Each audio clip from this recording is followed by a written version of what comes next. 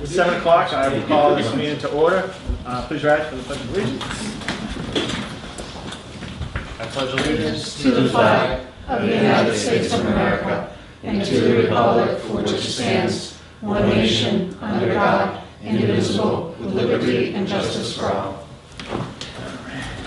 I'm used to that. Okay. Roll call, Madam Secretary. Councilor Adams? Present. Councilor Leclerc? Present.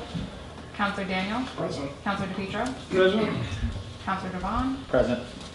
Councilor Manna? Present. Councilor Morales? Councilor Nash? Present. Councilor Steves? He's excused. Okay, so.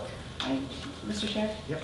Through you, just before we kind of get into the nitty gritty of this, I was contacted today about there not being a citizens forum on here. And I looked through the council rules and regulations just a few minutes before the meeting. Yeah. And, you know, I was hoping to just make a motion to add a citizens forum, whether or not anybody actually wants to talk. You know, we have to people in the room. But. Okay. Councilor, man. Thank you, Mr. Chair, through you. Because that's an agenda item, I know it's always a part of our agenda, but I mean, now are we going to an open meeting law because we're adding an agenda? No, I item, think or- because it's part of the normal agenda, we can just make a motion to suspend the rules. So that's what you're going to do, is make a motion. Okay. I would like you make a motion to suspend the rules to add an agenda item. I would like to make a motion to suspend the rules to add an agenda Is item. there a second? Second. Okay. And it requires a 2/3 votes to suspend the rules to add? I don't think so. Yeah, it does. To suspend the rules and add. Okay. So roll call on that? Mr. Chair, could we Yeah. not to overburden the subject, could we read that? I'd be interested to see if that was I don't included have- at a special meeting. Yeah, I actually. Yeah, you know what? Let's just add this. If I will gladly look into that, so that. Just for future reference. Yeah, just for future references. I know typically special meetings are outside the normal agenda, but. So, if I may, too, Mr. Chair, then, we're not stopping citizens from speaking on the agenda items. So, I mean, Right. we're allowed to speak on all agenda items, and if we're gonna go that far, we can go take it one step further. There's no council's forum on here either. That's fine. Well, let's do the first motion. I'm not worried about it. That's Yeah. just, I'm not worried about it. I'll look at the special council agendas, because typically a special meeting is different than the regular meeting. Usually a special meeting is just for specific items related to what you're calling that meeting for, but I have no objection to having citizens speak. So there was a motion and a second. Roll call? Councilor Leclerc? Yes. Councilor Daniel? Yes. Councilor DePietro? Yes. Councilor Devon? Yes. Councilor Manna? Yep. Councilor Nash? Yes. Councilor Adams? Yes. Okay, so that's an yes. So that a motion to suspend the rules and add the agenda item. So we have an agenda item, we'll call it 3A, citizens forum. Is there anybody that wishes to speak before this council tonight? Mr. Marquetti? Mike Marquetti, 120 Maria Avenue. Yep.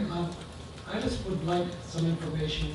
Is the council ever going to take up the landfill closing? There are issues with garbage pickup, whether you deal with it now or if you deal with it in 10 years from now, it's going to have to be dealt with. And I'm just curious, if the council, are you ever going to take up the closing of the landfill? The issues that are. Yes. Yeah. Mr. Marquetti, I can assure you that the landfill issues, all related issues to the landfill, going post-closure, the ongoing, everybody, it's a public knowledge that there's litigation with the town, that we went for a judgment, a summary judgment about the amount of time that Casella may be wishing to not pick up. That is certainly being addressed by this council. It is a priority of ours. We have some issues that are in litigation that I cannot discuss the litigation portion of it.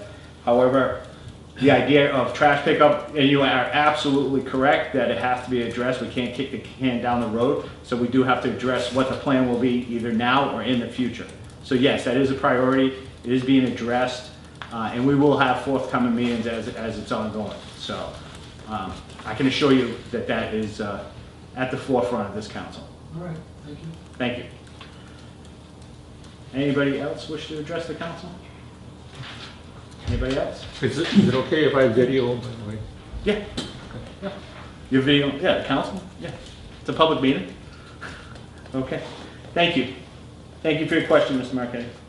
Okay, item number 4, vote to accept the warrant for the state primary scheduled for Tuesday, September 4th, 2018. Is there a motion? So moved. Is there a second? Second. Okay. This was brought up because originally the intent of the meeting was just to talk about goals and objectives. This was brought up by our town clerk. Is the warrant for the posting of the primary in September. Needs to be signed so that it can be properly posted. So we have a motion and a second. Is there any discussion further than that? All in favor of signing the warrant? Okay, so make sure we sign it before Madam Clerk leaves. They want blue pen, same color, I guess.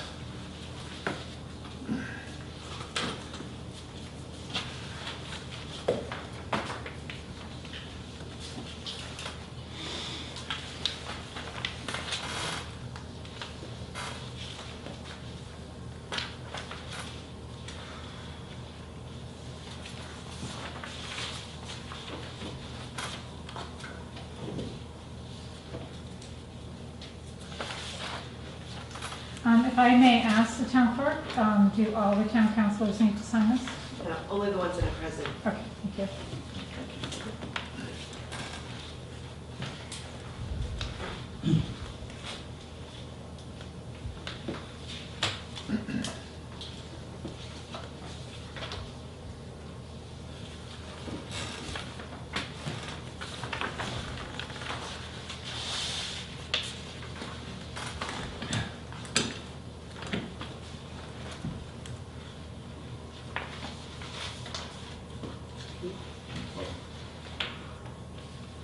Is that In the blue? Is that the blue? It does Oh, not. it's Oh, it doesn't matter? Okay.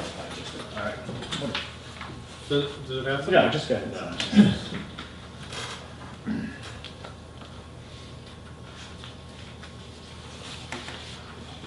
Mark, did you notice that? I'm sorry? It's marked A. Did you see that? Thank you. I've seen it done incorrectly so many times, I'm ready to do it myself.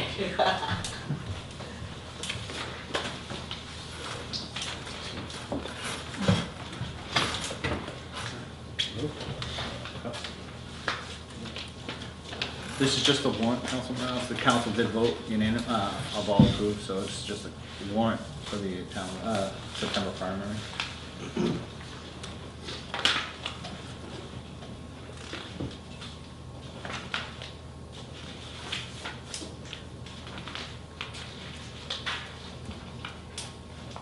Okay, thank you.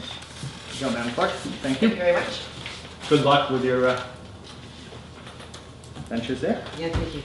Okay, item number 5, vote to accept the layout of Maggie Lane and all related easements as a public way, ordered by the town council on October 16, 2017, and presented and recorded with the town clerk on October 28, 2017. Is there a motion? Second? Second? Okay, discussion. Councilman? Thank you, Mr. Chair, through you.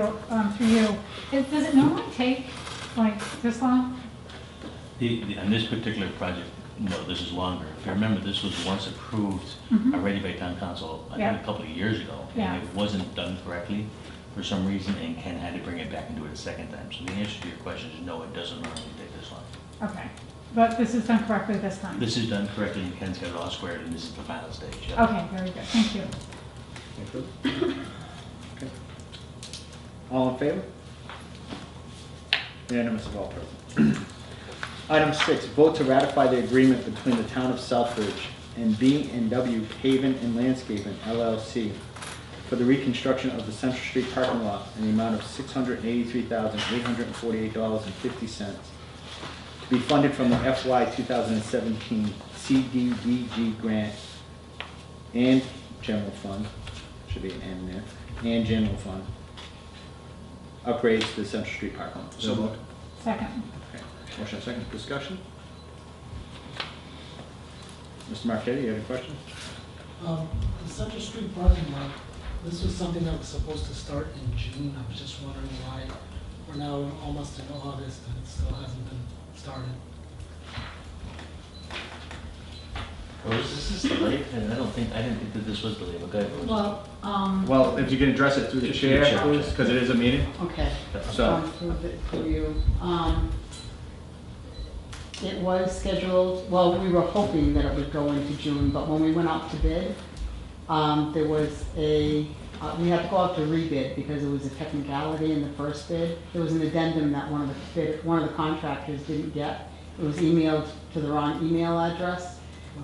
So he would have challenged it. So we went out to rebid, and then we had to there were a couple of vacations in there, and then we had to get the contract approved by the Planning Development Subcommittee and now the Town Council.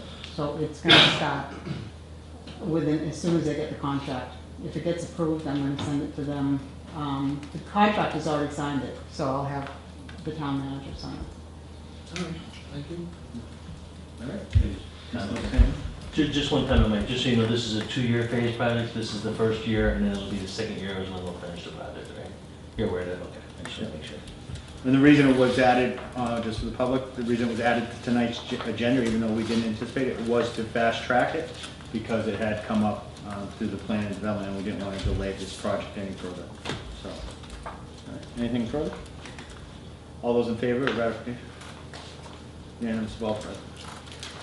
Okay, so the crux of tonight's meeting, and I don't know if we'll manage to get it all accomplished, but it was to discuss the town manager's goals and objectives for the upcoming fiscal year, as well as the town council goals and objectives for FY 2019.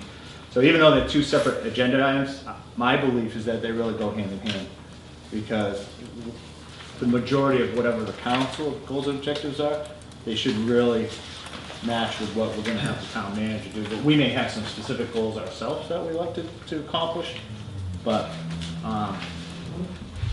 that's where we're at. And I think unfortunately, and I know Councilor Nash, you had brought this up about at the start of this session of the council, was that we need to have these accomplished, and I agree, because I really believe that the goals and objectives, I believe that this sitting council not only has to work on this year's goals and objectives, but we also have to start developing goals and objectives for FY 2020.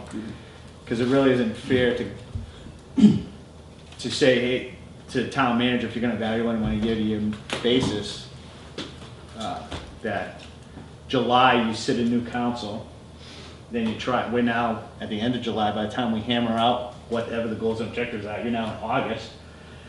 And then if we start to evaluate the process, we're gonna start evaluating the town manager. It may start in May, so that we can have the evaluation done by end of June.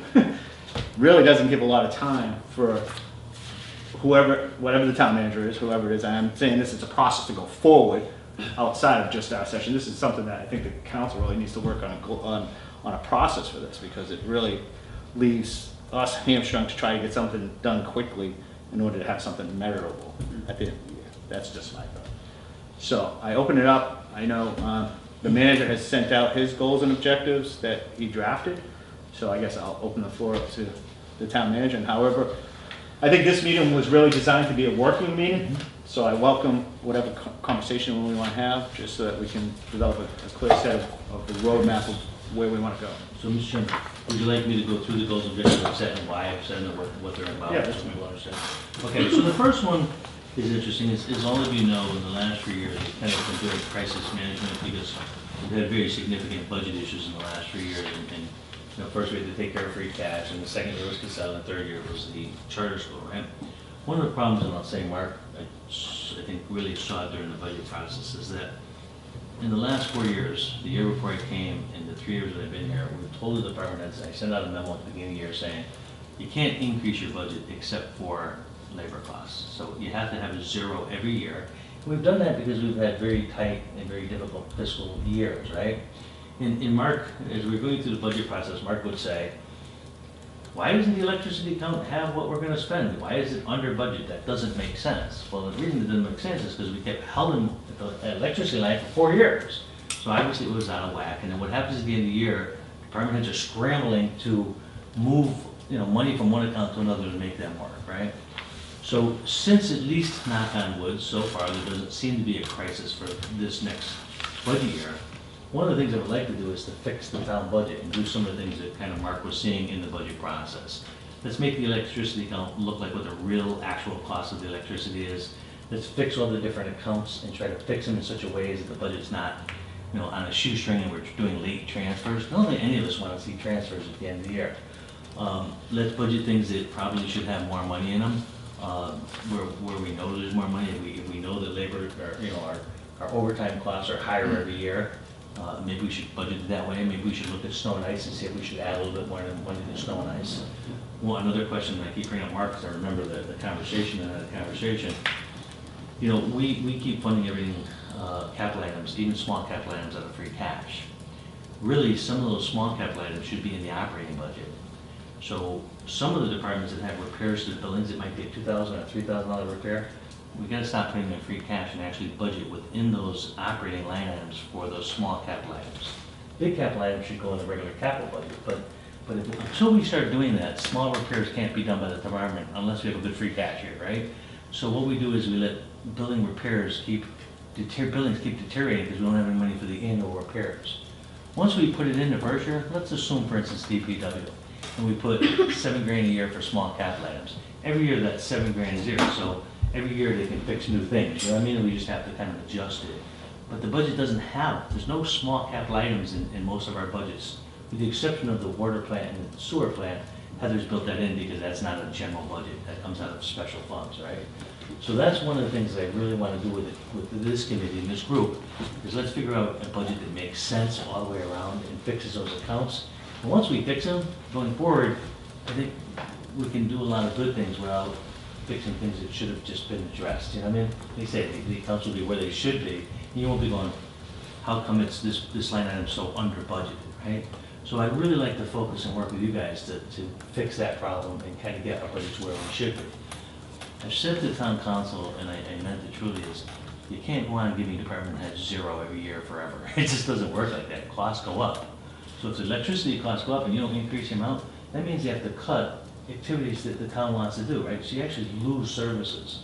So at some point, we've got to make a decision to give departments a little bit more money so that they can fix things and make sure that, particularly, facilities and capital stuff doesn't not happen. Because we just, all we do is fall behind the curve with that. So that's the purpose of the first item. I think it's important, and I think it's something we can do together to really make an improvement, right? The second item, we did the 6-year capital improvement plan. That 6-year capital improvement plan, what happens is every year you have to rotate it, right? So now 19 is gone, but we didn't fund everything in fiscal year 19, right? So my department heads and I are gonna have to go back and take the things that we didn't fund in 19 and move it back into either 20, 21, you know? We have to reevaluate every year that capital improvement plan, and then we have to add the last year on, right? Because we've used 1 year. So one of the goals is to reevaluate. I think we did a great job, last year was or the current year was frankly our best capital budget, but we gotta keep building off of it. You know, we still wanna make improvements there and make it work better. So that's the second part of the goal. The third part is a 3-year process. I want to make it clear that while I put it on here, as you know, you guys funded the Munis program to change over our financial software from what we're currently using to Munis. It's a 3-year process, but it's going to require a lot of work by all the staff members in implementing the system and actually training employees and everything. So a big part of this year is going to be that beginning process of educating people about how the system works, you know, talking about bringing it in, working with Munis, working with the software supplier for Munis, working with the departments. So I wanted that to be the goal objective because I wanted the council to understand it's a huge change for the town to change all our financial records. So that's the first part of the fiscal management. Any questions on that piece of it? Okay. I'll go Counsel Clerk. Thank you, Mr. Chair, through you. So, you know, reading through this, and I think this could be a general comment for the entire document that you've presented, is that, you know, there's a lot of room for interpretation, and these goals aren't, you know, set up as SMART goals, specific, measurable, achievable, relevant, and with a time construct. And by time construct doesn't mean, you know, by January 15th we want to see this done, but, you know, for instance, you know, this first one for A, you know, you could break it out into, you know, breaking out, like one of the goals could be capital items in the budget for the small items, as you mentioned. And then another one would be like work with Karen to look at past transfers and the frequency to better see where we're at, to really take a comprehensive look at, you know, more of a P&L than a cherry sheet versus budget type of thing. And then the other note that I had down here is the 3-year process for the munis. You know, I think that we would need to define exactly what that looks like for this year versus the other years. So are there, you know, certain meetings that you want to have? Is it, you know, throughout the course of the year, we're going to be meeting with department heads, you know, 2, 3, 4 times. So we have an idea of what that looks like, so that we can adequately, you know, number one, give you the direction, and number two, be able to, at the end of the year, evaluate it based on very specific things. And that's kind of where I'm at with that one. So I agree, we can define these. These were just sort of a general discussion topics to put up on for you. I think that you're right. Number one, we can define it into looking at small capital projects. Any way you want to break it down. In terms of the timing, I look at that, you know, these are all year goals within that 1 year period in terms of the timing. The first item and the second item are actually going to happen when budget comes, right? So we start preparing from December to say May.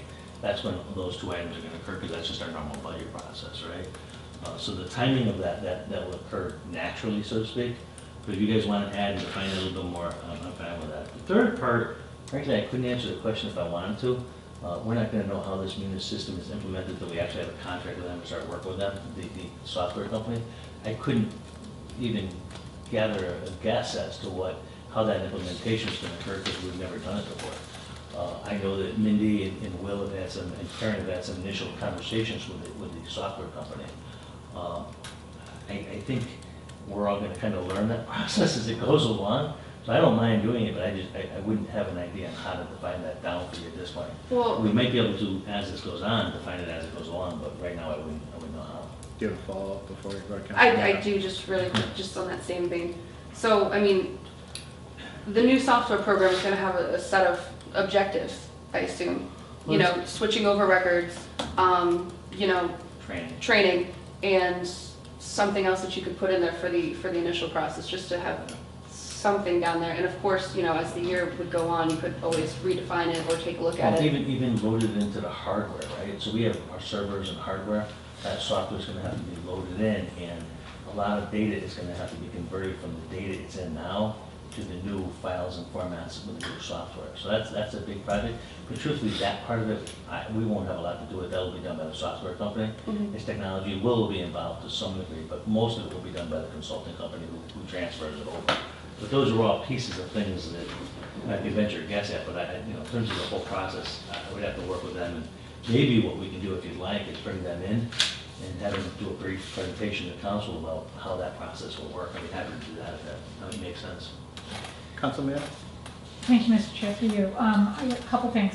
First, I just want to ask, did any of the new councilors get last year's goals and objectives to compare anything to? Last year, So the only thing I went off of was last year's eval.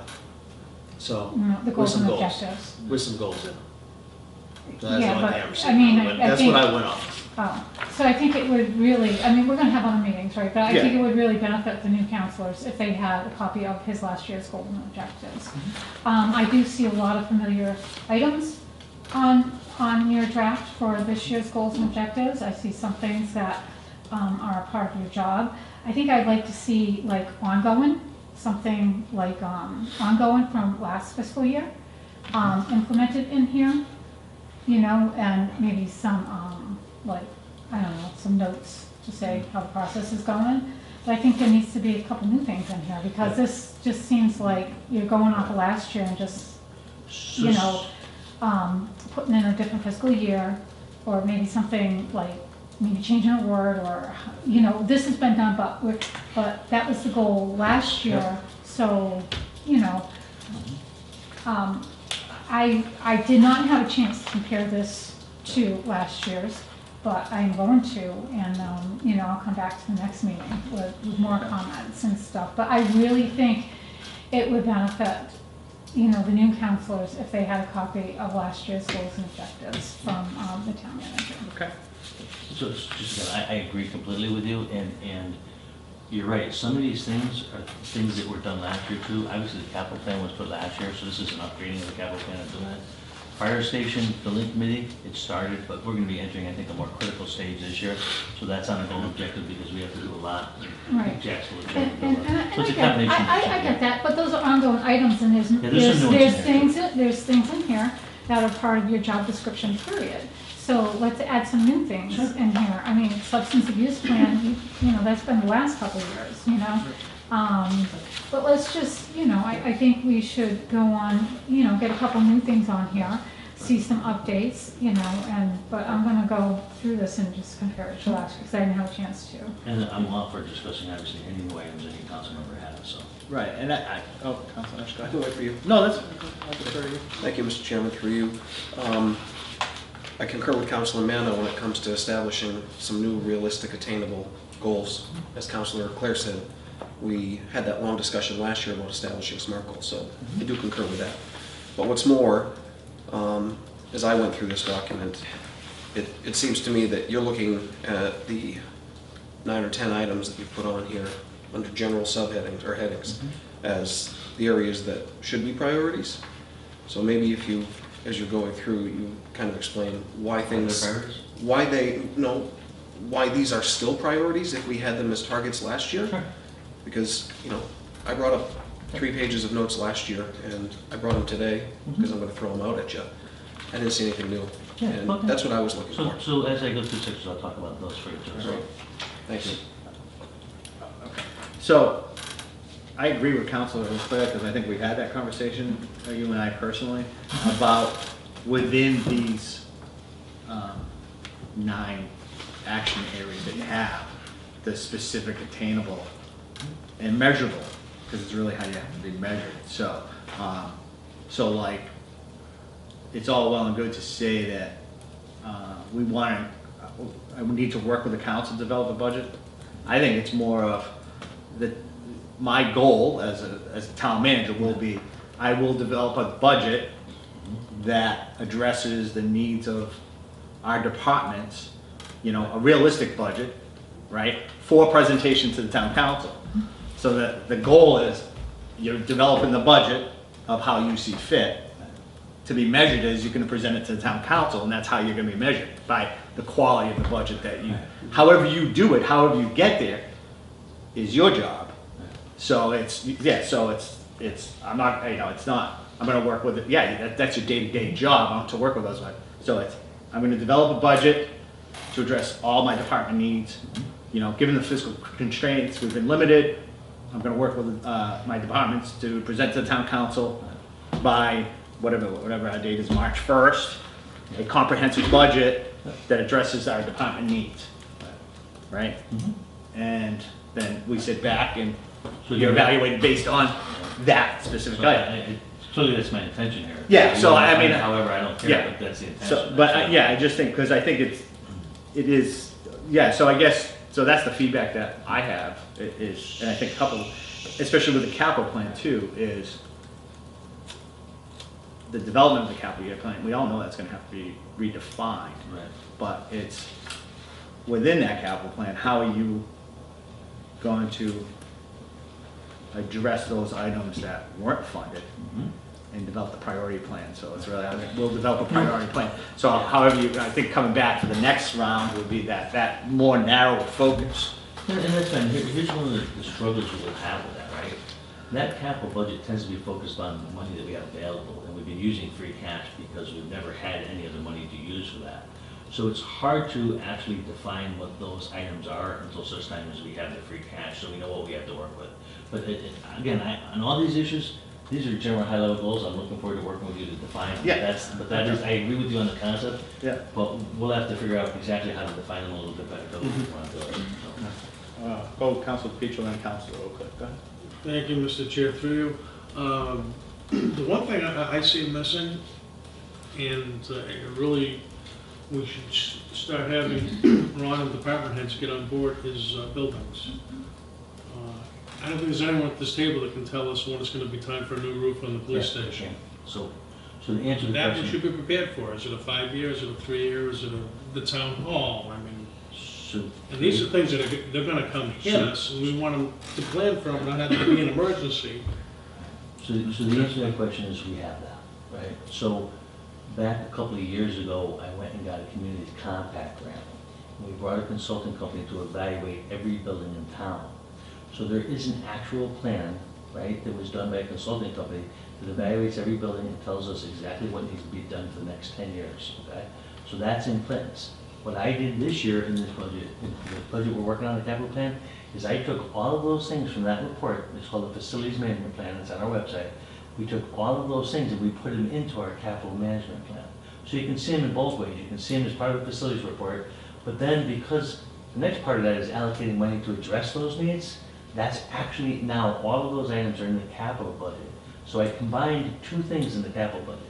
One is the equipment needs we have, like trucks and police cars and all those things, right? And the second part, you'll see if you look at the capital plan, it has all the facility needs every year for the next 6 years as well. So that's done already, Mark, and that's in the plan.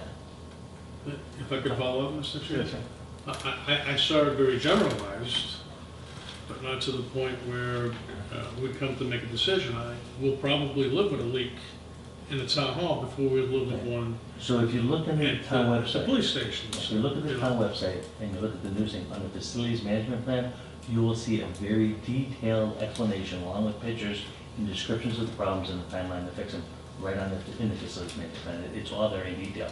What's less detailed is the capital improvement plan, because that just puts the title of the repair and the amount that goes with it.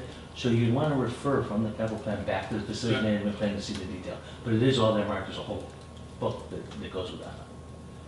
Okay? Thank you, Mr. Chair. Counsel? Thank you, Mr. Chair, for you. To the town manager. Sure.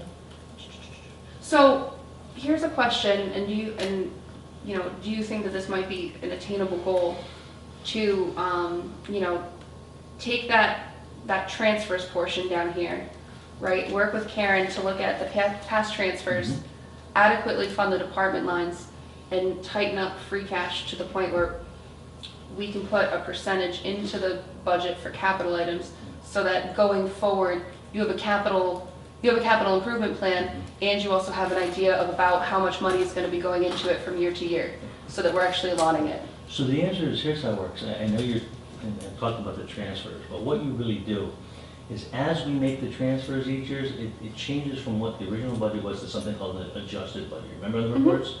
So when we look at the history, we will look at the adjusted budget and see what accounts went up. And what we need to do is okay, so I have an adjusted fiscal year 19 budget. This will have to work with next year. An adjusted 19-year budget. Then we'll make the 20-year take into account those adjustments. Okay, so all of those transfers will be put into that adjusted budget, and that's how we'll look at the new year budget to make those adjustments. So instead of comparing against the old original and saying we can't increase it, we will be comparing against the adjusted budget, so that fixes the transfer problem. Does that follow? Does it make sense? That makes, Okay. yeah, that makes sense. I was just, Yeah, so what happens is, you guys, every quarter you get a budget, and as we do transfers, if you look at that budget that gives you like a quarterly report, look at the adjusted budget, and that will show you where all the transfers came in. That's the adjusted budget. What we do every year now is we look at the original budget and say, okay, last year we gave $5,000 for electricity, this year, even if the adjusted budget says it's $8,000, we don't give the $8,000, we give $5,000. So Well, now when we'll you're give the $8,000. when you're talking about the adjusted budget, does that take into account, does that take into account, so I have office supplies for $1,000 and I have envelopes for $1,000, right? And so I transfer money from envelopes into office supplies. Is it gonna show that, dollar amount that I transferred from envelopes coming out of envelopes, or does it show it going into? It'll show envelopes going down if you took it out of the envelope. So the envelope account will go down, and then whatever you transferred will go up. So in the adjusted budget, you'll see the adjustment. So next year you say, okay, well, we didn't spend as much on envelopes as we budgeted the year before. Even though you took that money and put it somewhere else? Well, wherever it comes from, those two accounts will both show in the adjusted budget. One is increasing, one is decreasing. Okay. Okay? So yes, the answer you'll see it. Now, the question may be, when you evaluate that, you'll say, well, we had plenty of envelopes, so we were able to take money from envelopes this year. You know what? But next year, by the timing of when we had to buy envelopes, we might need the full amount. So you don't necessarily know that the adjusted budget is right either, because things happen during the year, you know, maybe a timing of when you buy envelopes. So you get to look at the adjustment budgets, and that's part of our budget discussions when we go to department head meetings. The department head meeting will explain to you why that adjustment occurred, and if what number makes sense for the fiscal 20 budget, right? So that's part of my process. At the beginning of every budget year, the first thing I do is I meet with every department head. And we look at their existing budget, we look at the adjusted budget, and we look at the new budget for the new year, right? But truthfully, in a lot of ways, we've kind of ignored the adjusting budget because we just haven't been able to increase those lines, right? But we made a few minor ones. This year, in the new budget year, we'll spend a lot more time looking at the adjustments and trying to fix the accounts. So, the only thing I had, Mr. Chair, if you don't mind. No, that's fine. Thank you through you. When I went through this, obviously, it needs to be in more detail. You and I discussed about doing a flat budget like you do the last few years and stuff like that. 4 years in a row. And then to have the department heads doing like niceties, that $3,000-4,000 capital improvements that you haven't been putting in the budget, and show us where you almost have two budgets. Obviously you talk about the adjusted, but you have one that's flat for this coming year, and then you have one that goes, I do want to do that roof, I do want to do that what new wall, whatever it may be, and put those in the budget so we have an idea of what we compare it to, and then we can see what we have at that point. So I guess more detail. And then as far as Munis is concerned, I agree that there's got to be some type of training schedules in there. There's got to be, what's the first year look like? What's the second year look like? You said it's a 3-year plan, so let's see where that, so that's my They recommendation. usually give us that project plan, right? Right, so that's what I would look at. So the With a question. time frame on those, so. Yeah, and I gotta get that, I haven't met even with the software company that gave you that yet, that's what I mean, I just don't know yet. The budget issue, the thing is, it's gonna be different here this year, is that you're not gonna have, right now, in each of the budgets, we have those small cap labs accounts. So we're going from 0 to something, right, that's gonna be what we're gonna be seeing this year, because we don't have it in there, which is kind of illogical. So you'll see this year 0, and in the new budget, you're gonna see a brand new line item with some capital, small capital items in it. And I'll probably put it under subject small capital, and there might be, it's not gonna be a, unless it's a roof repair for $2,000, if it's a $50,000 thing, it's gonna be in the free cash or long-term capital plan. But in the operating budget, that's what I'm saying, in those departments, particularly those departments with facilities, you're gonna see new line items you never saw before. Okay, thank you. So, Oh, go ahead, Counsel. Are you sure? yeah. Okay, I just have a question through you to the town manager. So we're gonna be seeing these small capital items in the department's budgets, but right now, we're having a hard time funding them, period. So how are we going to manage to get the money? I mean, we've lost $3 or $4 million a year. I mean, even then, you still took that out of the operating budget, right? So let's just, how are you going to do that? What is your goal to get that done? So here's how it's happened the last few years. We've had to keep everything at like minimal levels, and we've had to add $850,000 into our budget for like, let's say, free cash, right? So we had to tax people more to make up that $850,000, plus keep budgets as tight as possible, right? Next year, we did the same thing with Casella money in 920. This year, we don't have that big $900,000 item holding over our head. So this year, in theory, again, I don't, no disasters have happened yet, but in theory, let's say we don't have to raise taxes to get $900,000. We only have to fix these budgets to the tune of $250,000. So it'll be a lower tax increase to the people because we're going to fix the budgets to where they should be. So that's where the revenues come in. We can do more hopefully next year with a less of a tax increase because we don't have anything taking that money away from us. Does that make sense? I understand what you're saying, and I understand that we have to increase, certain Some things, instead of just like not increasing water or sewer for 10 years and all of a sudden people's bills are like out of this world. But we just can't rely on that. So what other thing besides taxes are you working on? So there's only certain revenues that the principal thing for any town is tax revenues. That's where towns get the biggest bulk of the revenues. Now, as I talked to you about when we took we did these solar arrays, right? That's gonna bring in about $300,000 of new revenue when it's fully built out, right?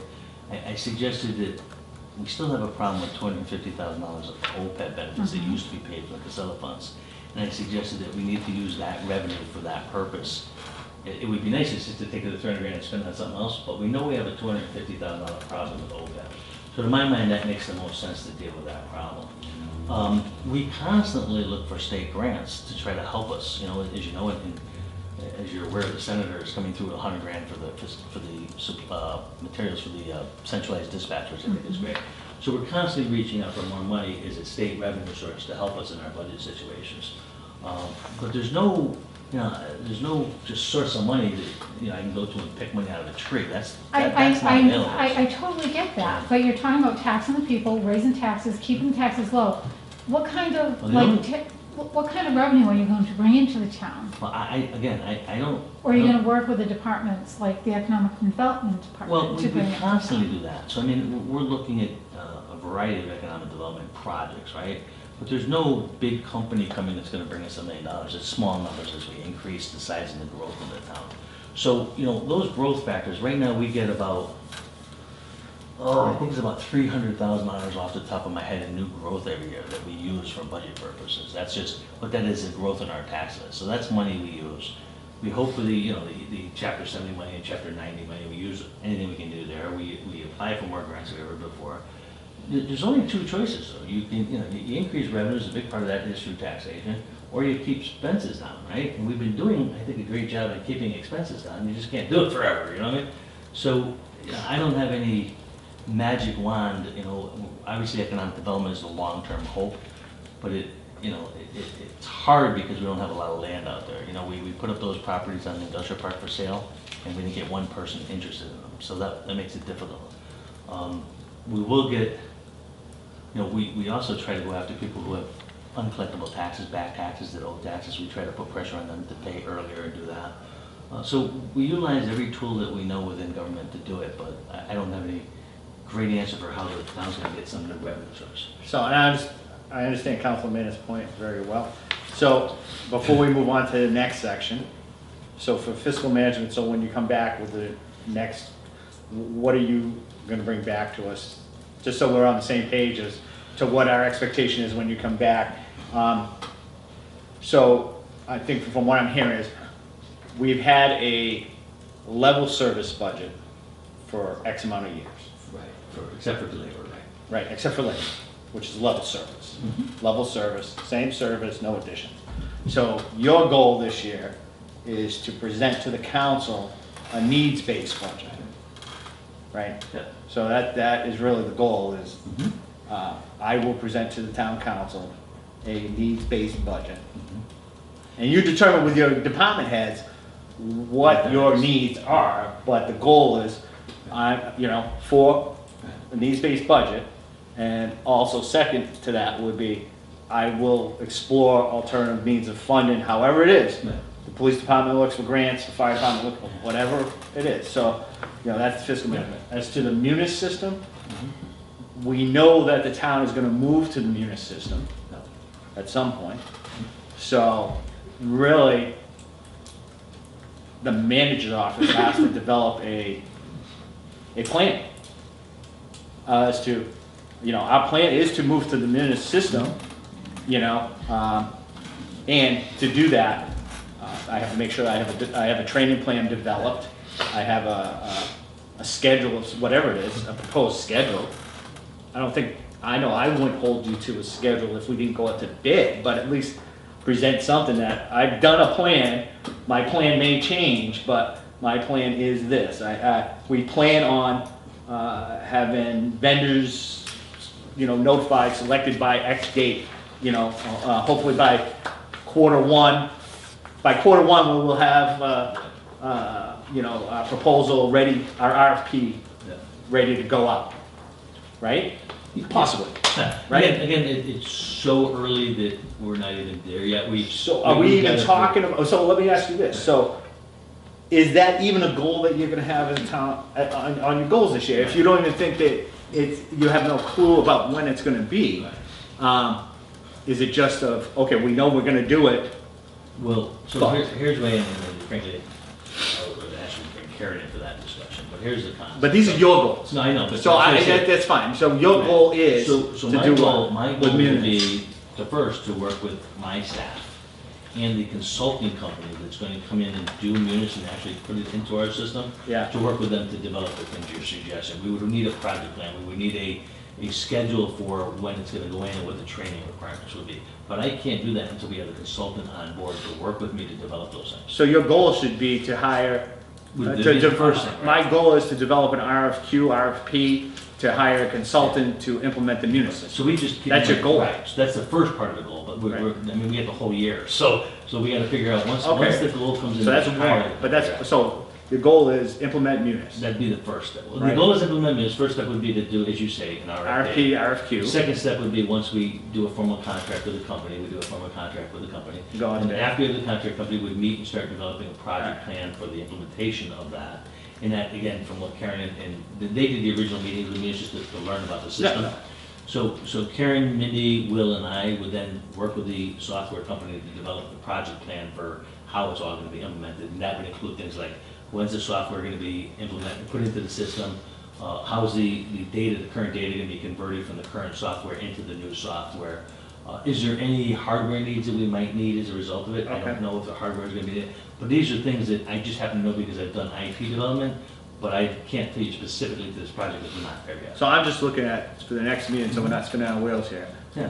Are you gonna have specific, on For those the- three I mean, parts we can of put this? those things in the way I just suggested them, but they're still general, but I mean, we could put those things in, like, you know, that we're gonna work with the vendor, we're gonna hire the vendor, we can put those things specifically. Yeah, I think into it has to be a little more defined than that. That's fine, we Does can everybody define it. agree with that? I mean, Yeah, we can define that. I mean, Mr. Chair, even if the role of Munis, I mean, you just starting to implement it and hiring this, I mean, maybe it's not as big of a section for, under financial management as originally stated here, and it just shrinks up just a bit, that it become just a minor So- part of it. So the Yeah. point of this was to get it on everybody's agenda. This is a big project. It's going to take a long time to implement, and we have to start developing the plans and working with the vendor, doing all those things. That's the point of this. and that's certainly understandable, but I just wanna make sure that when we finally vote goals and objectives, that You that wanna is a define what? specific definition of that. Yeah, I would want to talk to Karen and Mindy and Will about exactly the timing of that with the RFP Yeah. stuff, because so far, really what's happened is they've met with a company that provides the service to learn about the service, say, do we even want the service? And what are the advantage of the current services versus what we currently have in place, right? So, and we know that most municipalities in the state use Munis, and that we're kind of an oddball and a smaller group of them. So we know the system is good, we know it's worked, we know, but we have not yet implemented it, and that's the process we have. We've talked So about yes. moving off of KVS for the last 15 years, Yeah, we never did it, but yeah. and we've never done it. I mean, and KVS is a nightmare, so. Part of the reason for that, just remember, Mr. Chairman, is because it's so much work. Right. Departments are really resistant to No, doing I- it, is what part of I the know. reason is. Is there any more conversation about the capital plan part of this one, capital management plan? Or So did you have another, I'm gonna work on getting more details about that for you guys. Yeah. and the budget thing too, needs-based budget? Council Yeah. Nash Oh, just I'm hands sorry. us up. Was you first, who was first? You can Go go if ahead. you're relevant. Everybody's relevant. No, I'm long-winded, please. Good. Council, So I had a specific, item that I wanted to see, and I'm not sure if this would go under fiscal management, but I'll bring it up now. And I brought it up at the goals and objectives meeting, the evaluation meeting, is long-term plans for the 25 Cole Ave and the Globe buildings. You know, whether that looks like some kind of consolidation, taking a look at exactly what they're used for, cost of demo, timeline for phasing out if necessary, and if not, if, you know, it is something that we're going to be keeping on the books, then ways to utilize more. The building of and to 55 increase over there, revenue. that's 25 calls, it's old school, right? Yeah, high school. Okay. what was the other building? I'm sorry. That's been a. Down at the Globe? everybody So- said. so- We talk about this every year. Yeah, we do. And we Right, don't- Kristen? So let me kind of, again, my intention wasn't to bring everybody up to speed on the issues here, but the 25 Cole building, for those of you who may be new, it's the old school. Right, There's a consultant called Archery Development working with a major developer called Wind Street Development, Wind Development, who is taking that building and. No, but you're talking Then you're about talking very about close. 80, Marcy. You're talking Street. about Wells, we're talking about Yeah. the old high school. We're where- talking about- I'm sorry, I Cole apologize. Ave, I'm sorry, I think we're wrong, my apologies. Yeah, So The you're one talking about with the school building library itself. and, the old high school.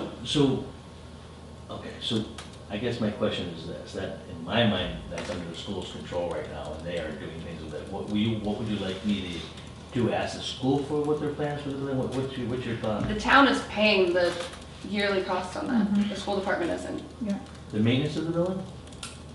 And The utilities, I believe that comes out of That's the part of the town. school. That's all it is. School. Is it the That's school not budget? part of it, yeah. Everything globe- over there is being run by the The school globe system. in the school. If I may, I'm just gonna, I'm glad Council O'Clair brought up 25 Cole Ave, because it's been a thorn in my side since the plans for the new school, because the whole concept of getting a new school was because 25 Cole Ave was unsafe, okay? And now we're housing little kids up there, and we're housing wayward kids or suspended kids or whatever they are up there.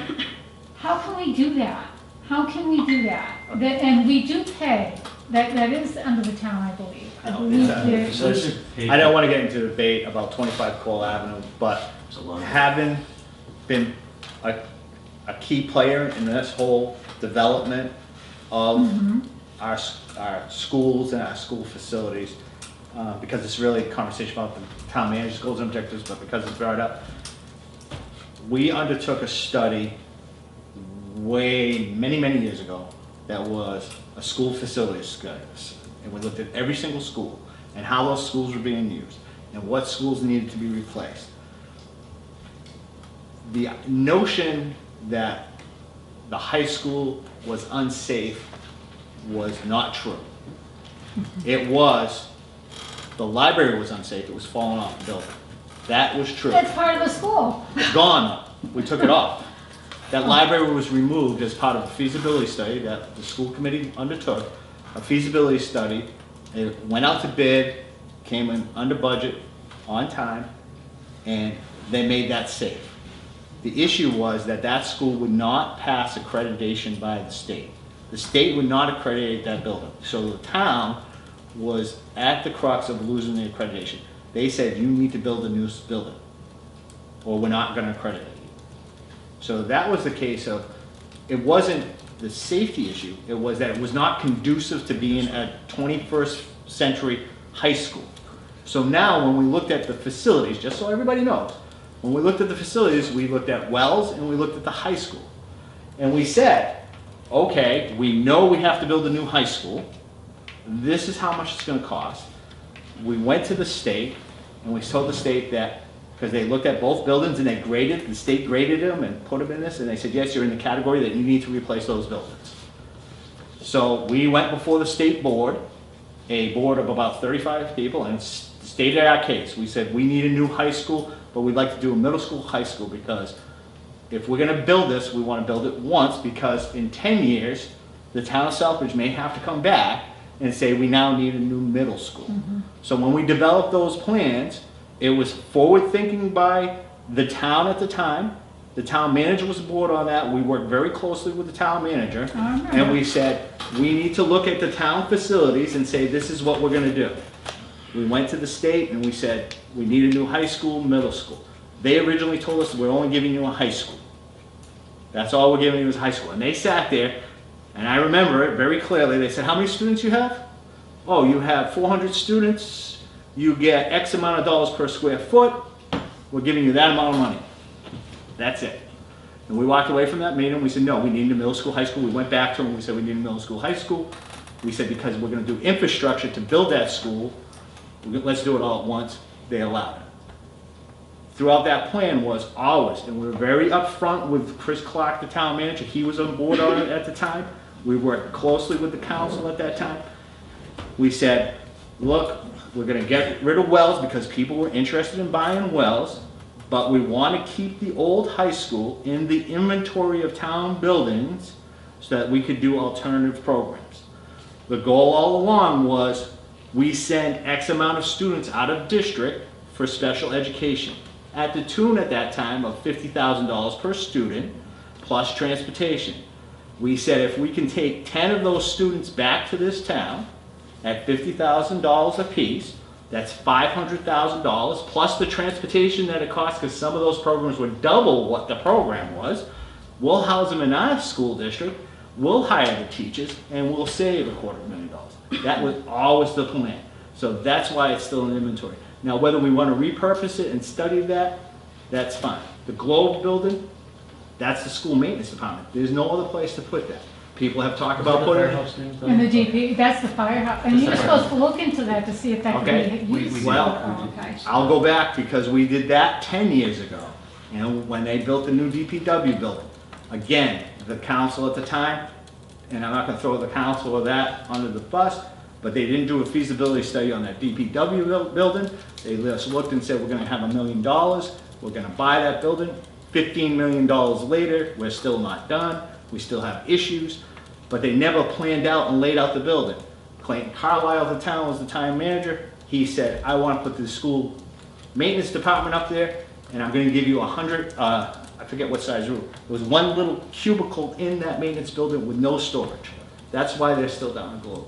Mr. Chair, point of order. I know, we're still going off that. We all but- appreciate the education. But I just So wanted far, to, so- yeah, I know, I apologize, but just because I know, because it was brought up to council that this has gone on for years, but that's the history. So, So, to get I'm to sorry. that, I don't know how that could be a town manager goal. It's not No common, control no. over the building at all, You don't, so I It's not apologize. my- it's not But my- that's, I apologize. it's not Thank my- you, Counselor, for bringing me back to, I get very passionate about that because I always hear it and I get passionate about it. If I can But- just say one more thing to that.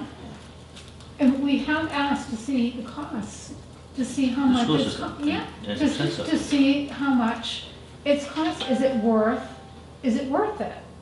I mean, like, how much are we taking in a year and how much are we putting out a year? And it's costing the town money. But I The thought school that gets both their you- money from the town. I thought both you and Denise got that information from them, because you requested that through an FOI request to them. thought I they did sent you not responses. request that. But Denise clearly did. and Well- I thought it was your, the original discussion on it. So- We Back a we couple did years ago. discuss Do it. we? We did discuss it. Let's get back to the. And I don't think I policy. ever got an answer. Let's get back. To be honest with you. So- I scratched that off my list. Alright, so Keep it on your that list, really, Jason. Yeah. No, it's, I think that's a matter, maybe that should be a council goal. All right, to explore the use of town buildings and whatever we can do to reduce costs and then present agree with feasibility. That could be our goal as a council. I like it. Because really, we would have to negotiate with the school district because it is a school building. Even though the town is the landlord, the school, it's school use. So, and I do appreciate the budget questions, and we should get that because I agree. So, but that's something that maybe EHS could get an update through the, receiver coming to. through the receiver as to the use of the building, what programs are in there, and take a walk through there, take a walk through it on a day. All right, so, are we clear on the fiscal management portion? I'm still waiting. Oh, I'm sorry, Councilman Nash, go ahead. Thanks. It won't be as long as I initially projected. I guess I was long-winded for you. No, no worries. Thank you. I'll go back to something Councilman Manna had referenced, and that is, where's the money coming from revenues? And I'll point to this council and remind everybody that Ron sent us all, and it was shared at least with Mr. Councilor Daniel, Councilor Adam, because I sent it to them. His memo of April 2nd talking about potential revenue sources and potential cost reductions. This council will have to take up some new potential revenue sources when it comes to the likes of medical cannabis, perhaps revisit some bylaws that have been passed in regards to recreational marijuana. It isn't just a town manager obligation to look at those things. It belongs to all of us.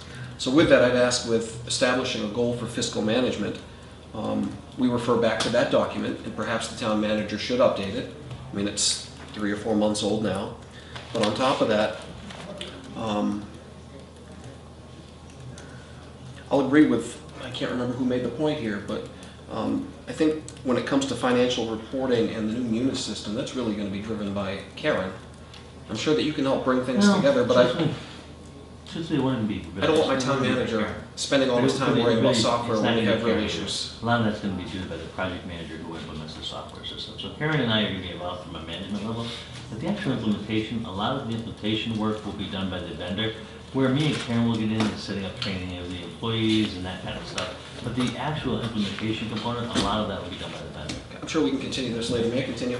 Yeah. The other thing I'd like to point to when it comes to fiscal management is we're missing a very big component when we're looking at establishing a goal. And, you know, you referenced OPEB, pensions, retirement, but we are going to be lacking reimbursements on school choice and charter schools and things of that nature. We need to see that in here. Are you talking about the dollar numbers for each of the years? That's what you're thinking? What are you thinking? So But Last year, we dropped from certain percentage on reimbursement down to what, 25 on one of them, right? 75 to 25. 75 to 25, where's it going this next year? So the problem is, a lot of that problem is gonna be addressed because the big hit was when you had 67 students all at once with the opening of the school, right? So 67 kids went in there at 75% and then dropped to 25. Now, each year, you're only gonna see 5 additional students or 6 additional students, so you're not gonna have that big kick like you did this, like in this budget, right? So that's what I mean by that crisis. Well, it's still gonna be painful because you're gonna get added kids every year because they keep adding classes until they get to, I think, K through 6, I wanna think that they're gonna get to. So you might get every year, instead of getting 67 kids, you get 5, 6, 7 kids. We can deal with that budget-wise a lot easier than we can deal with 67 kids all at once. That's the difference, right?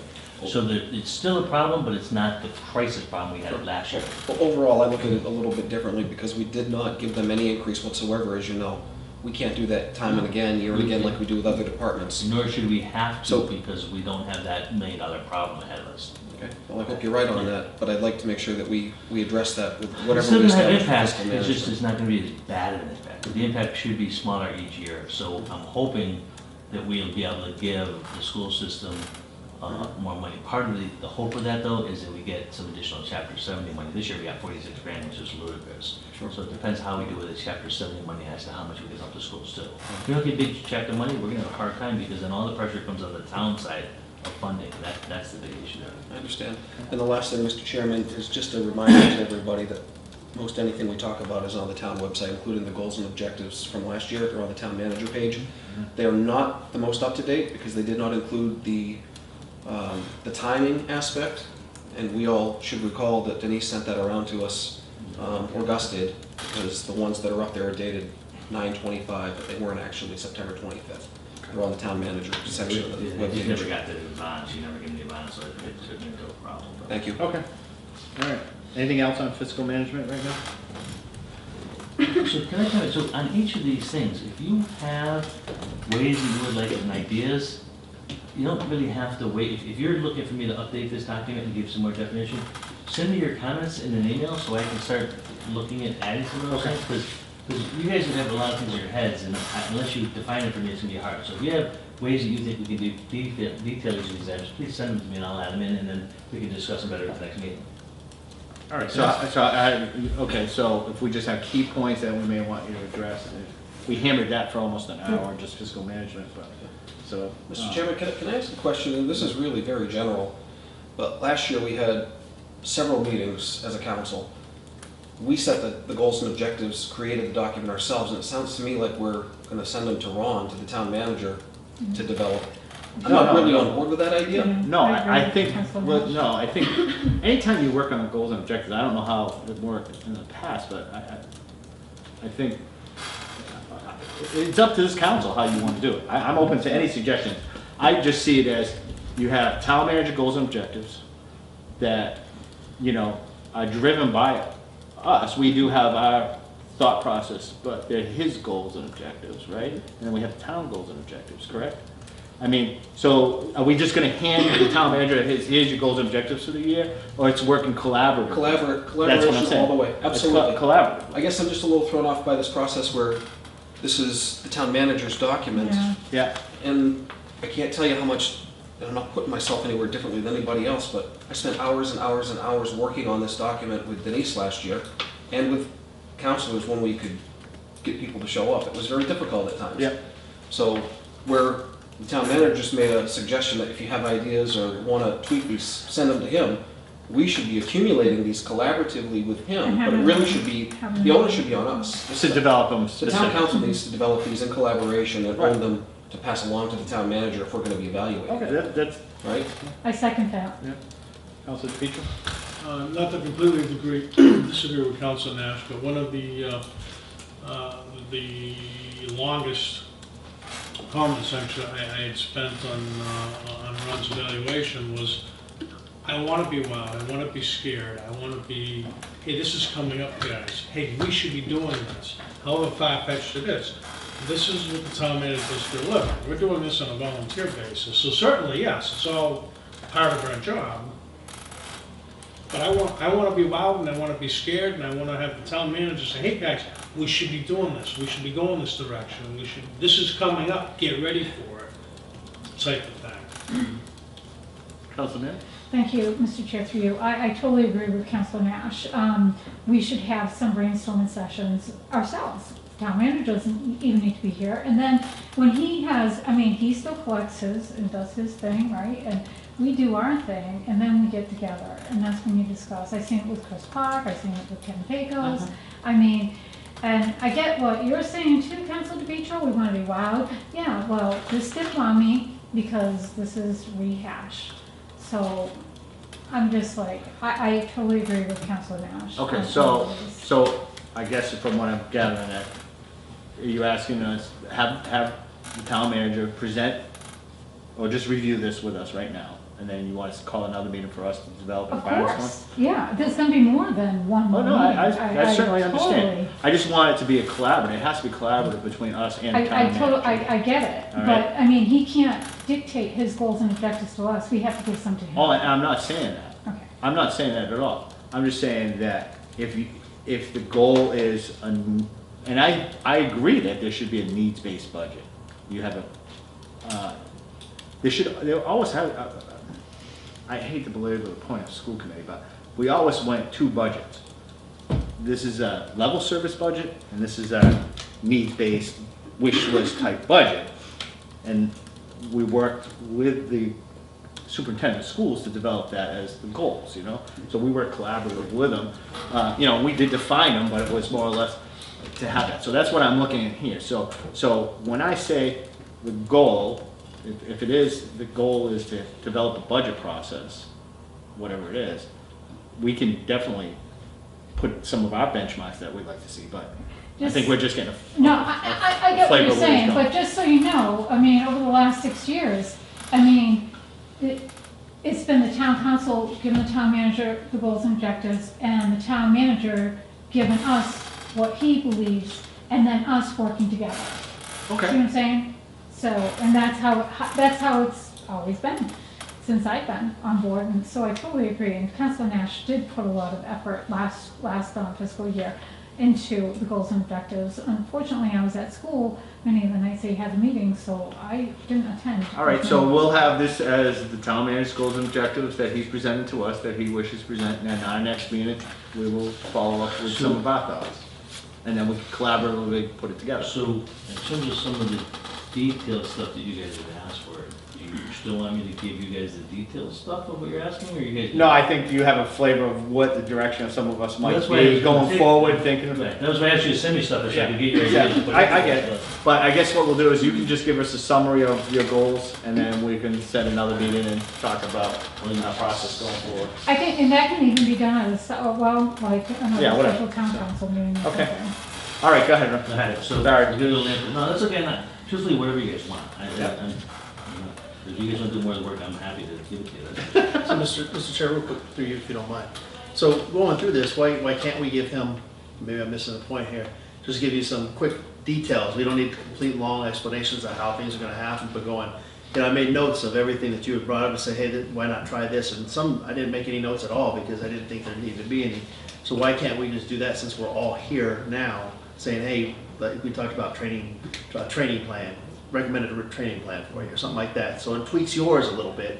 So, I kind of thought you were doing it, and I'm taking notes as you're Yeah. talking. And So he's- then I and asked, he's taking if you think of other things, send them to me by email and all that. Yeah. But, again, I don't. Right, think this is a working meeting for us to really hammer this out, to have a good document, a good roadmap of where we want to go as a town with the town manager, so.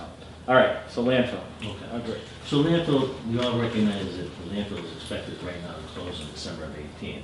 Yeah. Now, we made some budget adjustments in the current year budget to deal with that, right? Because we know that we're not gonna need all of Mandy's staff for the full year, and, you know, after December 31st, some staff are leaving, there's gonna be some pay adjustments and a variety of things are gonna happen.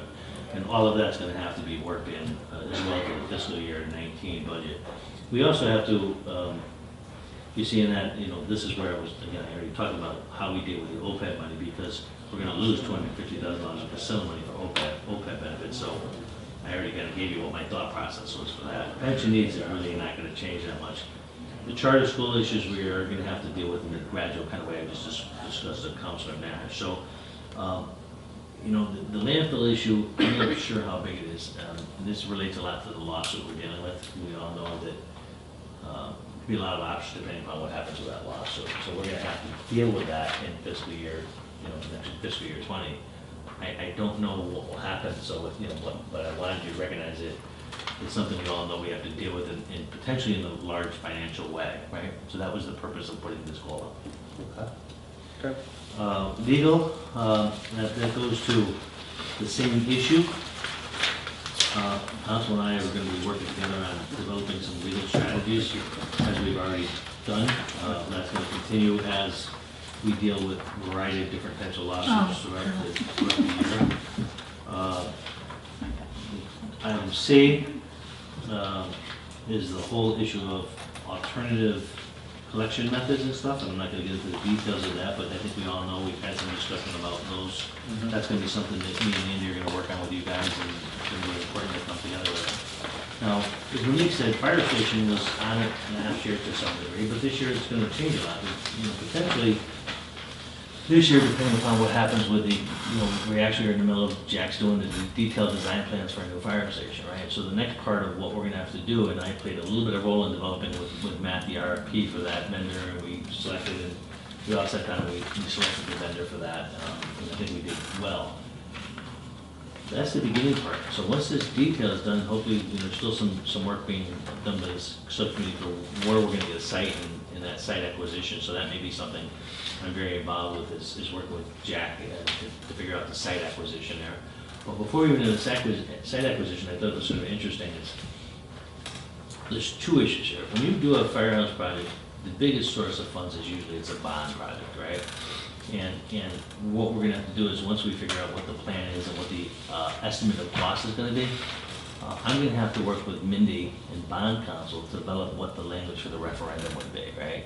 That Bond Counsel language is actually developed by Bond Counsel, not by me or Mindy, because it's gotta be very clear and very definitive what it is and how we're gonna borrow money to get it. Now, there may be, and you don't see a lot of it, but potentially, maybe our state senator, state rep can get us some money as some kind of grant towards that project. It doesn't happen that often, but there's possibility for grant money for building like that. So one of the things that, you know, probably me and Jack will end up be doing, and me and other members of that committee will be doing, is reaching out to the senator rep and see if there is any funding available through a grant for that process. So if I may, Mr. Chair, through you, to the town manager, I brought that up last year, and I think I brought it up to members of the fire committee, or maybe asked, I brought it up to the fire chief, and I actually talked to the senator about it. And from what I understand, nobody reached out to them. Well, it's too early So, because. no, it's not too early to start looking for money. So- It's never. I won't get into a debate like I did with the school, but I respectfully disagree with that assertion because there was reach out to them. So I'll defer to that. And I've talked to him too, but the answer is. In person here in this meeting. But the answer there is, first of all, you have to know that there's a project to move forward to ask for funding for. We don't even have a project that hasn't been passed a referendum. So asking them to get money for a project we haven't even moved forward on, it's too early. It's simply that. But so once we know we have a project, we can start locking down and seeing if we can find money for it. I don't even know what the cost of the project is going to be yet, so I wouldn't know how much to ask them for. So there's a lot. I mean, we really need to detail with the committee first what exactly we're doing before we ask them for funding. But so that's the timing issue. I think they both know that we are going to be looking for funding for this, but we don't know what we're asking for yet. So once we know what we're asking for, then we'll get more in detail with those two. Thank you, Mr. Chair, through you. I do apologize. Maybe they did. The last time I talked to them about that, though, maybe it was after I had said something. However, like, aren't there consultant fees? Aren't there, you know, I mean, that's, I mean, before the project. I mean, you gotta have developers, planners, whatever you have to have, the engineers, the architects, right? So that's a cost right now, and that's before. So we already put the money from free cash to do that. The company we're using now, that we're doing the architecture work, which is sort of the preliminary design, and it's not the detailed design, that'll later come when we bid it out for construction.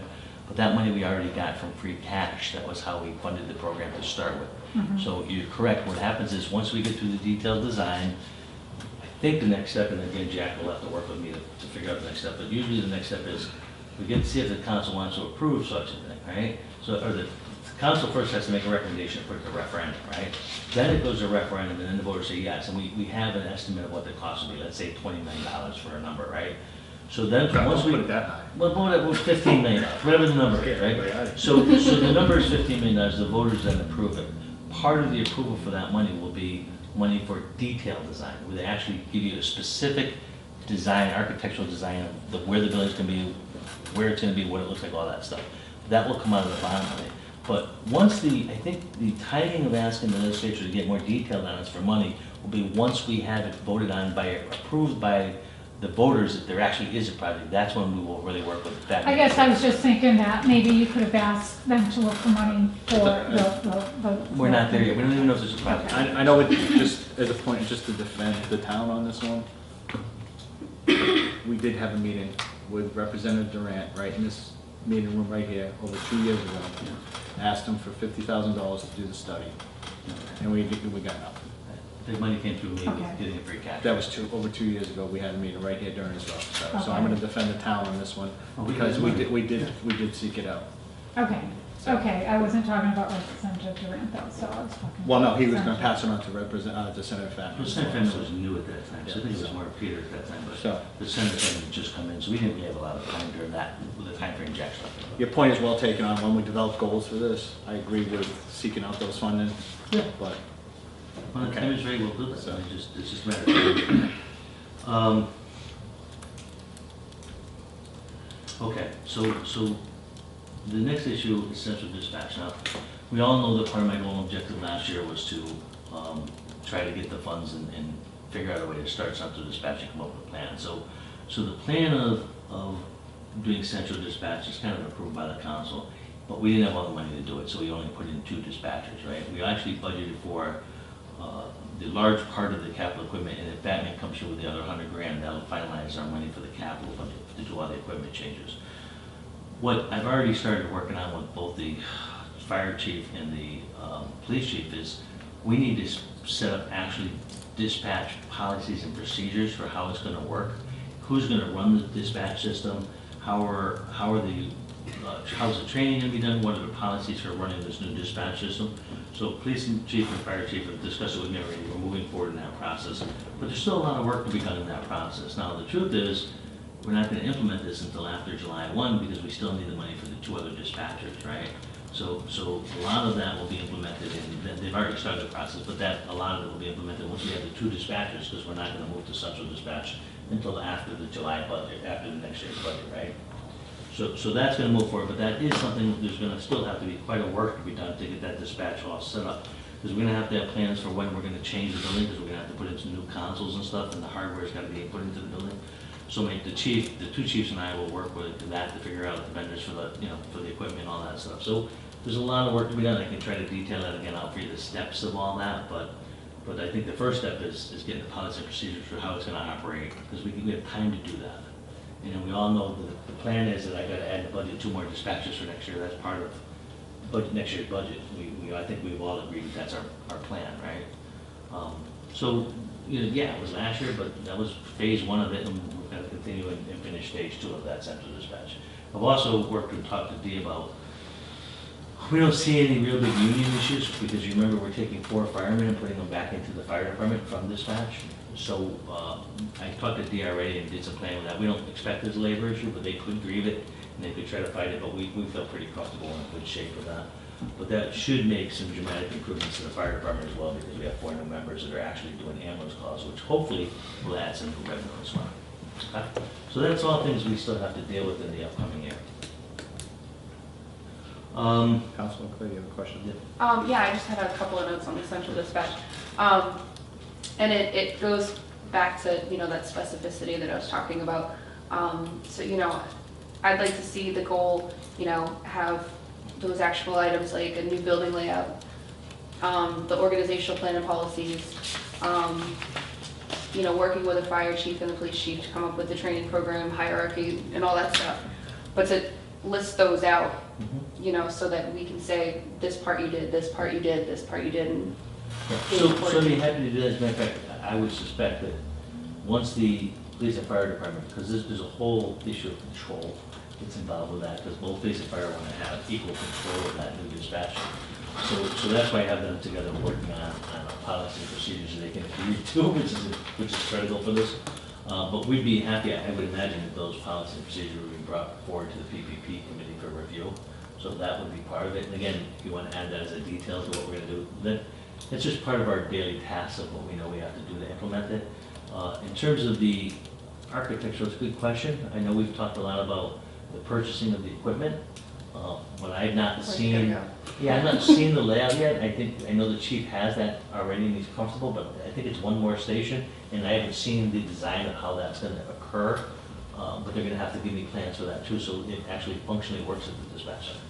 So yeah, we can discuss all that during the PP meetings, or we've got, that's part of what I say, those are things we got to work on during the year. Any other comments on central dispatch? Again, C was the legal issues that I talked about. Infrastructure, okay, anybody good my move?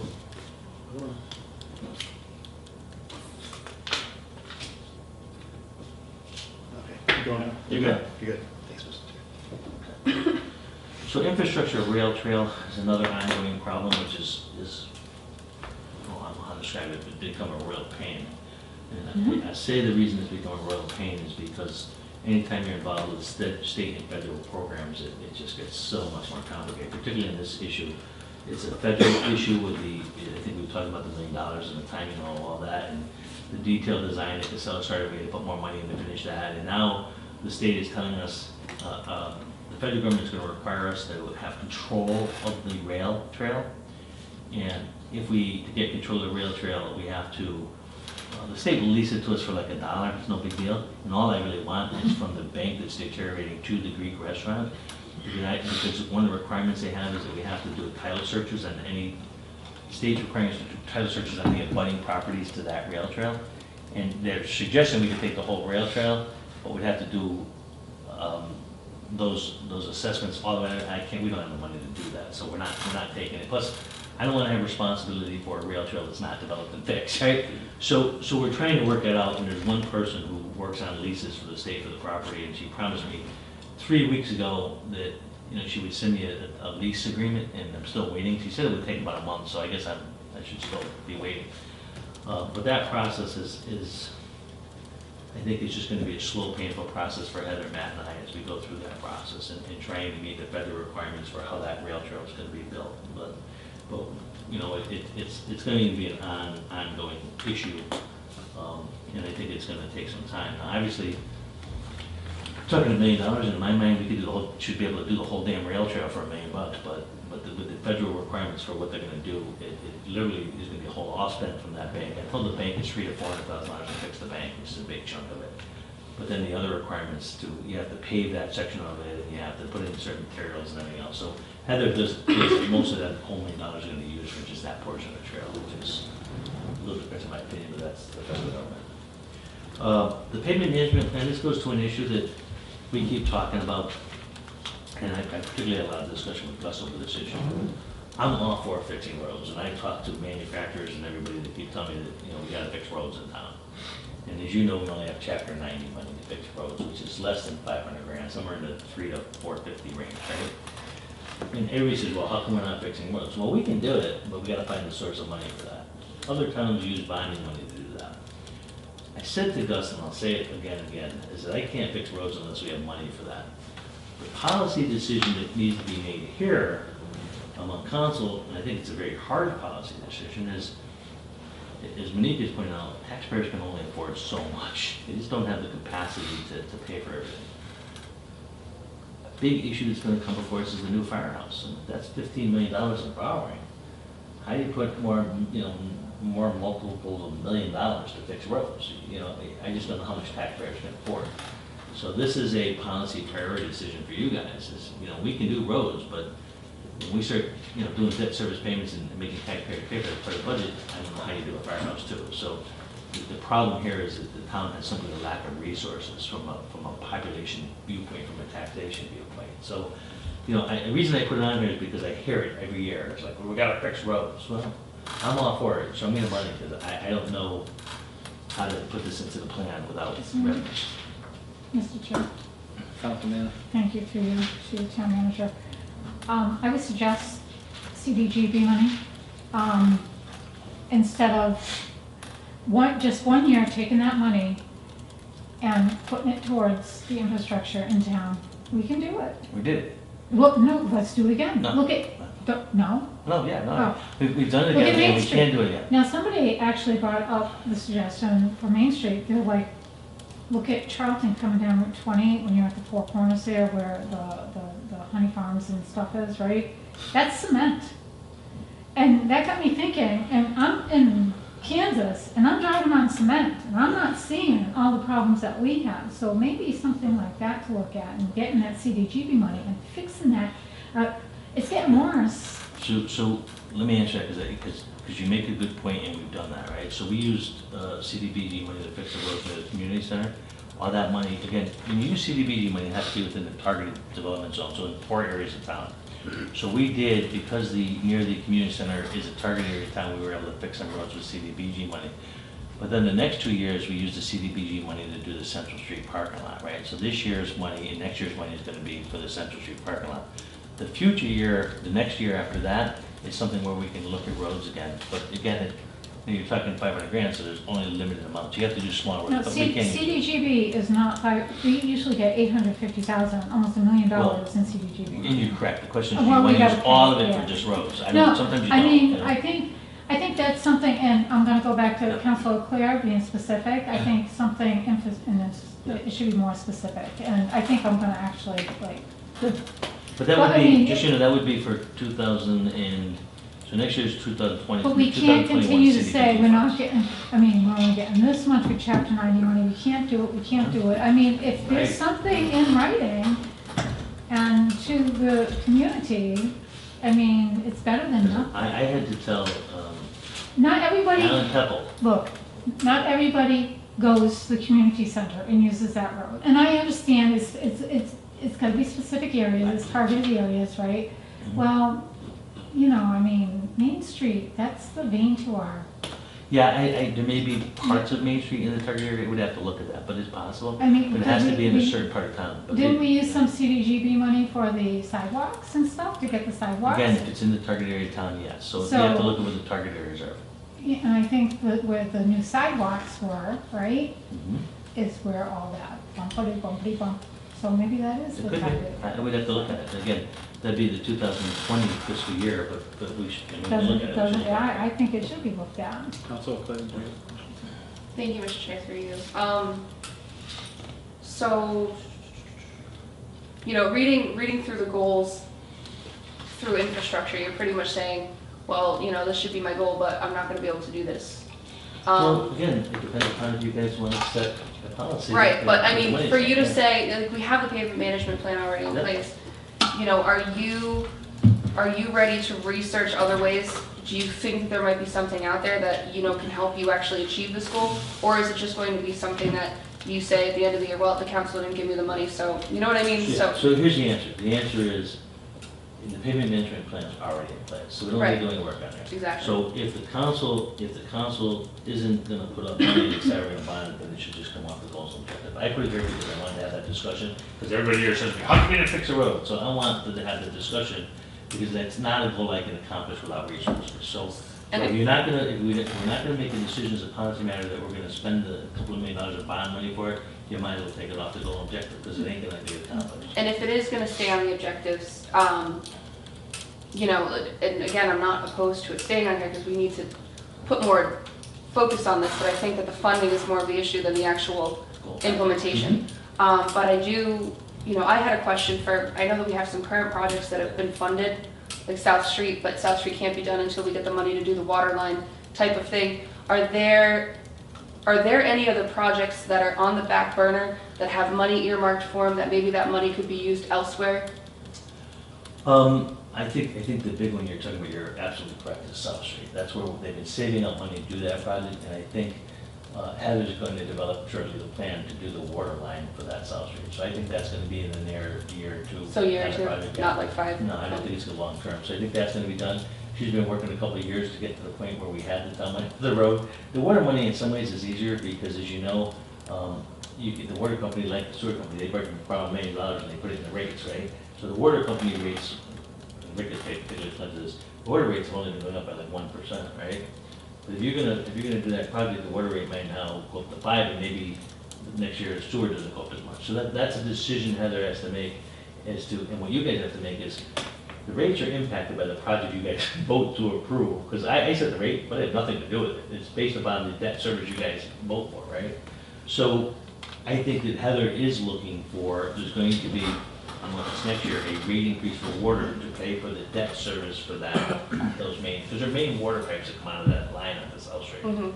So I would say that that's probably a next year's project for Heather. It may even be this year, but she hasn't locked it up. I know she's working on it. I just don't know the timing of it. Thank you.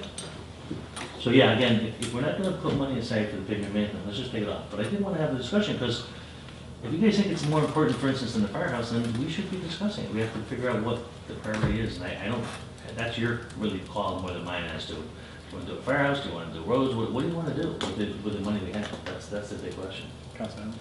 So, through you, Mr. Chair, so I think it should stay on here.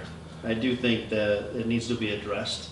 That pavement plan's 6 years old, so it needs to be updated in a sense, not asking you for another study or anything like that, but reality of it is, what courses of actions do we have? Do we have none? Do we have just Chapter 90 funds?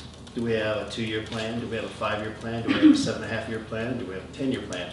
What plan do we actually have that could be presented in front of DPW and say, or not DPW, but the subcommittee, and say, this is what we're looking at doing?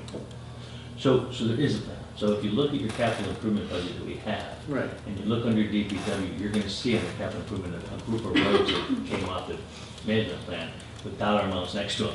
Problem is we haven't funded them. They're there, but the decision is really the money issue. So there is a plan, because you don't really need to update the pavement management plan in terms of roads, because we know what roads have to go in the order of priority. That's the pavement management plan that exists. What we've been doing with Chapter 90 funding is we haven't been paving roads, we've been doing crack sealing and stuff to make the current roads last longer. That's what we've been doing. So I don't think we need to update the pavement management plan, but the hard decision is, I'm just are we talking paving or about not? costs, not asking you to do another study. I'm just Yeah, we talking don't need about it. costs. We just need to figure out if we want to spend the money on what roads. The roads are on your capital plan. If you look at the 6-year capital plan, you'll see the actual roads that Heather would like to do in a year she'd like to do. Again, we don't fund them, so Heather says, okay, I gave you the plan, but, we're making a decision not to fund it. And that includes me, because I don't know where we get the money from, Yeah, thank you. Councilman? Thank you, Mr. Chair, through you. I agree with Councilor Clay and Councilor Adams, and I think this should stay on the goals and objectives. It's ongoing. I would hate to see it not be on the goals and objectives, and then it just go off everyone's radar, and, so I think it definitely should stay on. And, So, the only thing I would ask you, Mr. Chair, is that you have to recognize that it's not a goal. When you do your scoring evaluation, you recognize that you don't give me money, I'm not gonna be able to achieve it. So you gotta take that into account during the evaluation. It's on a plan, but without money, it's gonna sit on a plan, and you might as well, when you do the rating, you might as well leave that question. but you need to come up with the ideas of different ways on how you can you can obtain this goal. You can So here's do the- this. Right, if you really wanted to do this project, I can work with the bonding our bonding council and everything else and figure out a dollar plan and do it.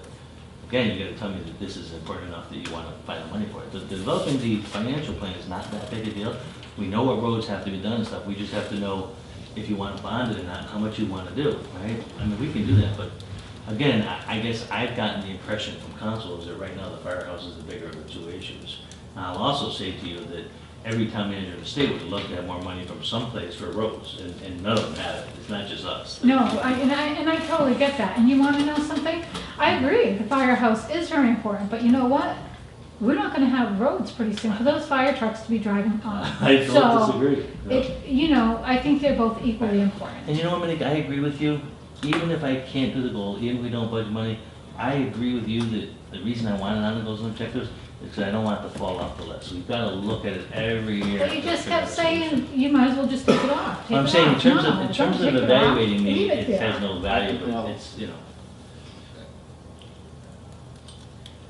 I think earlier, I thought we were not talking about specifics that you wanted him to do, that we were gonna develop those Right. specifics, so now I'm confused. No, But- don't be confused anymore, okay. just continue to talk. He kept saying But no, take I it think, off, so- I think part of that is as we talk about it, and we'll hammer out some of the specifics about, because everything, a lot of the issues do come around funding, but then and our direction should be, the town manager is to develop that financial plan with his team that addresses needs, prioritize, and we have to look at creative funding, so whatever it is, so, but that's something we'll hammer out at another meeting, but. The next item, this professional management communications, is one that puzzles me, because from some counselors I get 4 and 5 ratings, other counselors I get 1. So I put it back on here because I like to believe that I've increased communication with council, and I'm constantly sending out a lot more emails and updates on different things than I ever had before. But I haven't, for some counselors they think I'm extremely good at it, and other counselors think I'm extremely bad at it. So I don't know how you want to make that definitive in a way that I can feel that counselors are happy with that communication. So it is what it is. I mean, you guys can figure out what specifically you're looking for, because different counselors have different concepts of what communication is and how well they've got it. Improved citizen involved in the town government. God, you know what? Spend a lot of time. The major, all the major commissions are full. We constantly advertise on the internet, and I put it on Facebook at different times asking for people to serve on boards and commissions. I think one of my big complaints about me is that sometimes people think I'm too engaged in the community with the public access shows I do and all that stuff. I don't know, frankly, I don't know what else I could do to get the community involved in this town. I begged, pleaded, put posts on different things, but it's obviously an important goal for the council. For instance, David said to me tonight something that was really good. He said, I got 2 people that are interested in serving on boards and commissions.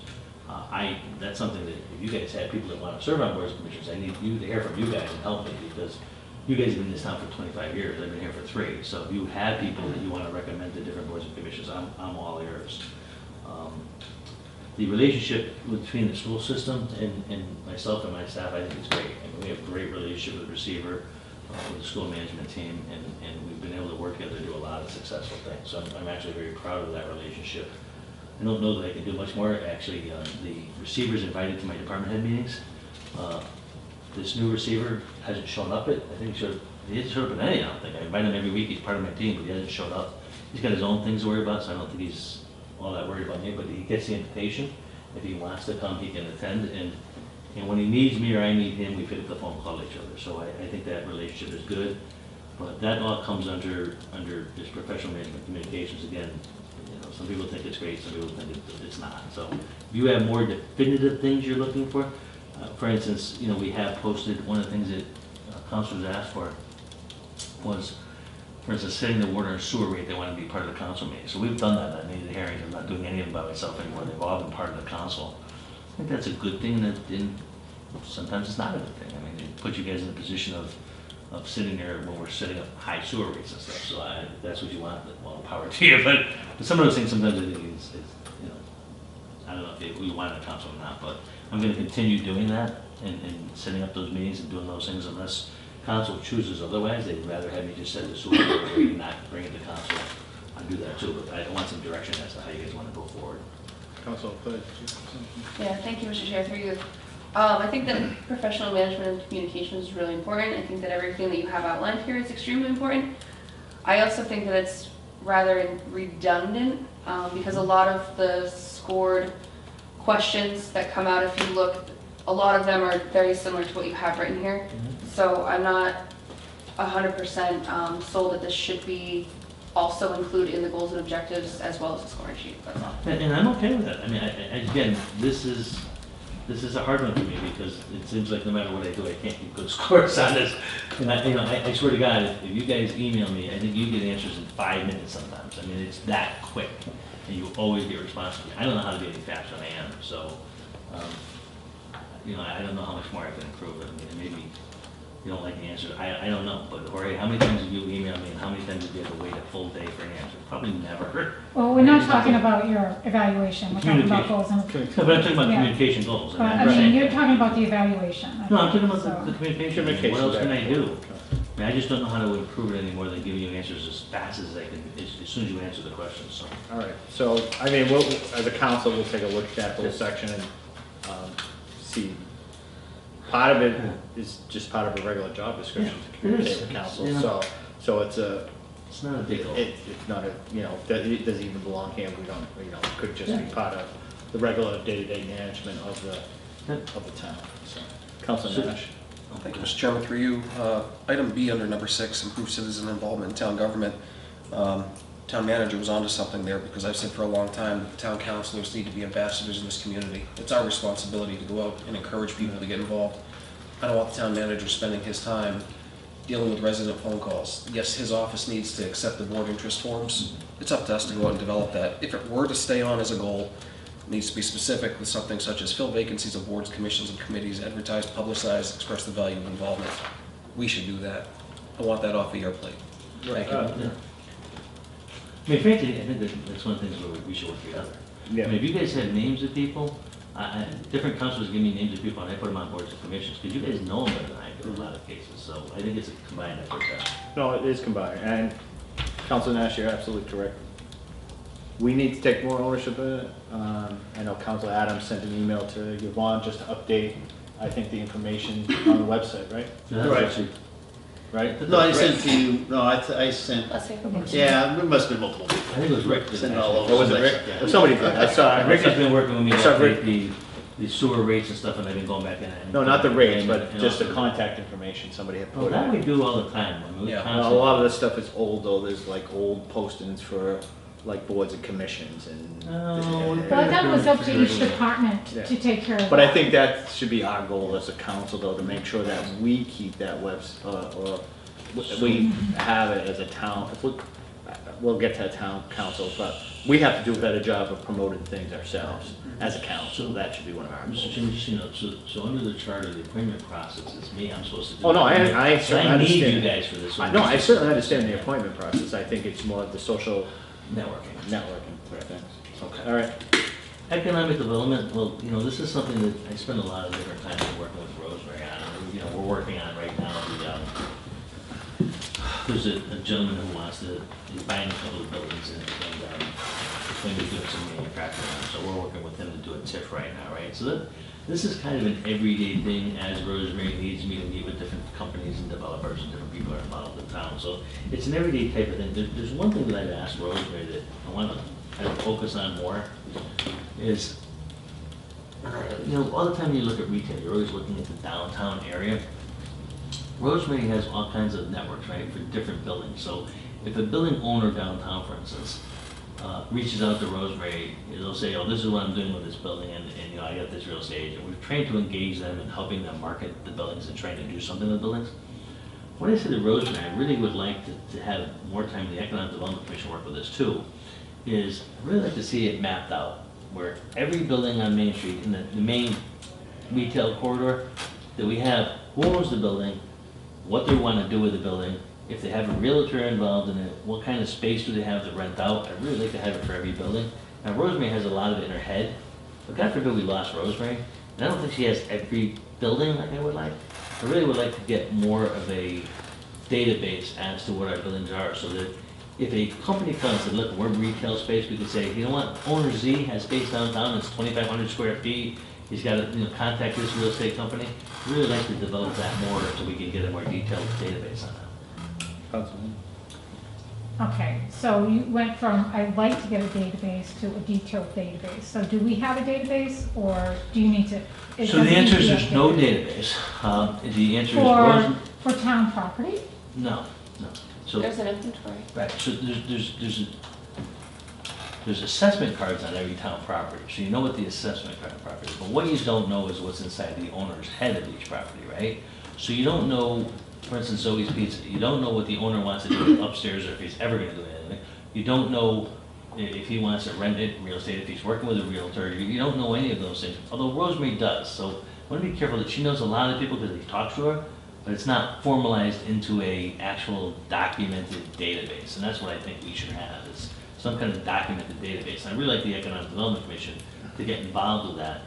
Because if you don't know that there's space in the third building to the left or whatever, and a person's looking for it, if you don't know it's there, you can't help market it, right? So I'd really like to do a better job with Economic Development, start documenting owners of different buildings in town and what their future plans are, particularly empty buildings. So what she's talking about, I think she's showing me is there's, on Rosemary's list is an inventory of property. So if somebody notifies Rosemary they want to sell a piece of property, it is on the database in the Economic Development Office. But that's not like every business downtown. That's I have a piece of land to sell on this property. Yeah. That's what that is. And there's a list of properties that real estate people have told Rosemary, and she adds them onto that list. But that's not as detailed as what I'm looking for. And I'm really only looking for the downtown Main Street area. That make sense? Yep. Okay. Develop a long-term, I have a great relationship with American Optical. We've been doing a lot of stuff and we try to work together. You mean Franklin Realty? Yeah, I'm sorry, American Optical, but with Chip. Chip Norton is the owner over there. You see the fences come down, he's doing some great work in cleaning up that property, something that Counsel has been talking about for a long time. So, we are trying to help them in any marketing, and Rosemary's been working with them. We're gonna do, a television show with them, like showcasing them as well. So there's a great relationship there. I'm not sure that this should be a goal or objective, but it was something that a former counselor, a town council said they really wanted me to have a good relationship with Franklin Realty. So that's, I think, is already developed. But I didn't want to debate this discussion a little bit. I think we're really making good progress there. Chip in particular is changing his emphasis from Worcester. We gave some other property to this property. So I think that you're going to see more changes on that property than you have in the past. I think there's going to be some slow growth there now. He's at a point where he's at least breaking even on that property, so now he can cut deals with people that come into the property, you know what I mean? So he's already at a break-even point. So I think the next steps for him is he can maybe make more creative deals with people to go into those properties, right? But that, I think it's important because that is the most key economic development property in town is that property. We can keep pulling people there. I don't know so much about real estate value unless you get, expansion, but it's really about jobs there. The more places we can get in there, because about half of it's full, half of it's empty. If we can fill it up, it's a job creation facility more than I think it's going to be an added tax base thing, just understand. Okay? Substance abuse plan. So I spent a lot of last year developing the plan. You guys all brought it before you when you liked it and you looked at it. This year is going to be a lot of implementation work, right? So, example this week, and frankly, when I created this committee, I was hoping they would do a lot more of the work and I would do a lot less, but truthfully, I found that if you want to get it done, I'm having to do more of the work than I wanted to. For instance, I just developed, as you know, part of that plan, and I think some of the people will be there Thursday, is to develop a direct mail piece to parents of kids at school, educating parents about what they can do to help kids stay off drugs. So this week I developed a piece that I'm going to be presenting tomorrow at the meeting. But there's going to be a lot of work, and again, last year it was all about developing the plan. This year it's all about implementing the plan. So we got a lot of work to do. That is going to be one of my goals and objectives that year from my mind, because it's a lot of work, and we need to figure out. We already told you how we're going to spend the 25 grand. Now we have to spend it and make sure that we do, planning on what the design of the building is going to be, what the direct mail pieces are going to look like. We got to get the speakers, and there's a lot of work that has to be done. Creating a social network among the children to get messages out, anti-drug messages. So if you guys do it as a goal objective, it's something I'm going to work on. It's just important to me, and I think it's important to the town. So, but that is a lot more work than I had hoped it would be. But I'm not saying the committee didn't do anything, but I'm just doing more than I thought it would. Okay? And that also involves a lot of non-profit work people. There's almost all the major nonprofits that are involved with substance abuse issues are part of that team now. So we're continuing to try to build that team, because the more people get involved in that team, the better off it is, right? So we're still trying to expand the nonprofits there, and we actually have the state involved. Ben Spooner from the state will be at tomorrow's meeting if you guys end up showing up. But Ben's the regional technical advisor for DEP, so he's going to be there tomorrow too to talk about some of our implementation strategies. Okay. This next one is probably going to be this is one of the issues that is so big, we've got to deal with it, and it's time. It's to the point where we can't wait anymore. We have, I think, about 2 years left on our existing contract with the sewer treatment operator, and we have to essentially draft up a request for proposal to hire a company to develop a plan for all of the activities that the vendor would have to do to run our sewer treatment plant, right? So none of us, employees, me, Heather, Matt, none of us have the ability to do that. That's a really highly technical, RFP that's gonna have to be designed. Basically, you're telling the vendor who's gonna run the treatment plant all the things they have to do, including how they're gonna do capital projects and everything. So what towns do is they first hire a design engineering company to come in and develop that RFP, right? And then RFP, and that itself is a pretty long, complicated process. I think, Rick, you're probably most familiar with that, but it's gonna be a lot of work, and we'll be talking with them to develop that plan. The money for that plan, probably you're gonna see me and Heather come back out of retained earnings. As you know, there's retained earnings in that sewer treatment enterprise fund. So my retained earnings is like surplus money every year that's in that fund. Once we decide what do we think it's gonna cost for hiring that engineer, we're probably gonna come to you and ask for funds out of that to hire a company to help us develop the RFP. So that's step one. Step two is just like any other RFP, you're gonna have vendors that are gonna bid on doing a project, including probably the one that runs the treatment company now. And we're gonna have to put together an evaluation team like we do RFPs and evaluate all of the responses we get from various companies. And frankly, Rick, maybe that's something I'll even ask you to be on that RFP because that, you know more about it than a lot of people. So we'll have to evaluate the RFP. The vendors who come forward from the RFP, who respond to it, and then we're gonna have to work with them and then eventually pick one through an evaluation committee process. And then once we pick one, we're gonna have to work with the legal team to negotiate a contract for that work. So it's a huge project that will take a long period of time to do, and it's gonna take me and Heather quite a bit of time of working on that particular project this year. But we need to do it because we've got to have a long-term vendor, and that's usually, I think it's usually a 10-year contract, but could be some extensions on that contract, but that's usually the norm. At least, I think it's at least 10, sometimes it's 10 with 5 and 5 extensions, but that's the kind of huge contract that we're gonna be working on, and I wanted you guys to understand that's gonna come to you. Me and Heather last year started this a little bit, in that we reached out to Time Bond and 2 or 3 other companies to start getting an idea from them what it would be to do an RFP. So Heather has some information, but we're gonna have to do a formal request for quotes for those vendors to help us, the engineering companies, to come in and do that. And obviously, we can't do that until actually come to you. The reason we need some amount to come to you for, to take out of that retained earnings so that we can hire the company. So we're gonna have to have some estimate of what the cost will be before we even hire the engineering company. Any questions on that? Yes. Councilman? Thank you, Mr. Chair, through you. So I guess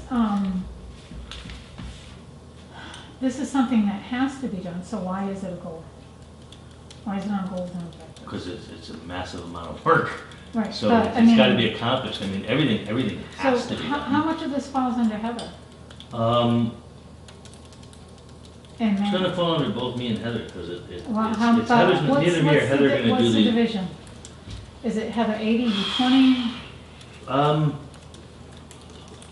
I guess that's another I question. guess I would say to you, because this is all management work, it's gonna fall pretty equally among us.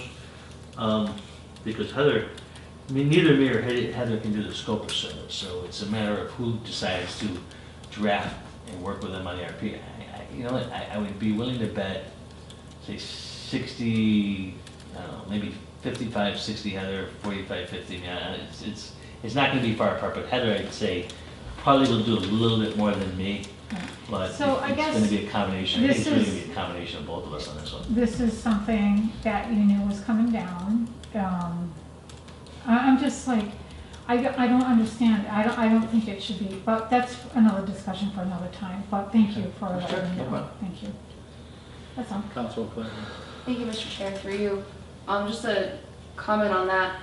I don't have a problem with having something like that needs to be done, that's such a large scope that's going to affect the town for so many years. Because, you know, how is the town manager going to do this? Is he going to be proactive, really, you know, jump the gun and get it done in a fair amount of time? Bring somebody like Councilor Nash on board to, you know, take a look at different things and give his opinion. And you're scoring him on that. You know, so if he does the bare minimum and you know, you're not happy with the actual process and the way that he moves it forward, then that's a way for you to gauge and tell him that you know, unhappy with it. If you're really happy, you think you went above and beyond, like, that's also very important too. And at least this way, it's something that in his mind, you know, he's getting scored on it. So he needs to put a lot of focus on it, you know what I'm saying? That's all, thank you. So, okay, so in general, the next issue is the legal issues. Which I don't know why that should be a separate thing, not, it should be number 10 instead of Yeah, under 10. I think it maybe just like shall Typo, do. but that number 10, as you know, first of all, goals and objectives are the work that I do on an annual basis. It's not above and beyond my work, it's the work I have to do and the priorities of what those major things are. But this one is going to, again, you know, these are big issues that are going to eat up a lot of my time, and I think all of you recognize that these lawsuits, well, they're already eating up a lot of my time, and they're going to continue to eat up a lot of my time because they're extremely important to the town. And while it's great we have attorneys, the person that has to know all this stuff and have to be able to respond to this is me, because I'm the one that tells the attorney to make all the decisions. The attorney can't make any decision on their own, so I have to be as good on the issue as the attorneys are. I may not know how to do it in court and do the process, but in terms of the content of what we're doing, I have to be as good as the attorney on these issues, because I'm the one making the decision as to what these attorneys are doing and what they can and cannot do and what I'm going to bring forward to town council. So this is a little hard one for you to define, but you guys are going to see this in executive session as we go through these processes. You probably noticed in executive session, even on these big complex legal issues, I'm probably doing 50% of the presentation, even though I'm not the lawyer, because I'm the one that's leading the legal, you know, the negotiations on all of this stuff. So I guess you can judge me by what you're seeing in executive session. If you feel that I know what I'm talking about, that I'm bringing forward the issues, and I'm giving you guys good decisions to make and bringing forward strategies that make sense to you guys. Those, I guess that's how I would say you would evaluate that issue. But there's a variety of significant legal issues that we're going to deal with. Counsel Adams. Mr. Chair, through you, so with these legal issues, I kind of fall under the communication side of the house, because, I mean, how do you set those goals? You know, as far as the legal side, so maybe that's something that should be pushed from here, separate item number 10, to maybe under communication to the town council on legal matters. Well, one of the things that we have to address now, right, is because of the change in the town council and how you want to deal with legal issues, right? So in the past, I couldn't inform town councils unless I had an executive session, right? I think under the new rules, I'm a little bit freer to send you guys information as long as I label it executive session and notify you that it's something you can't share. Are we Yeah, we gonna can, yeah, we'll gonna- talk about that process. We But shouldn't be here's talking about that. what I'm trying to get at, right?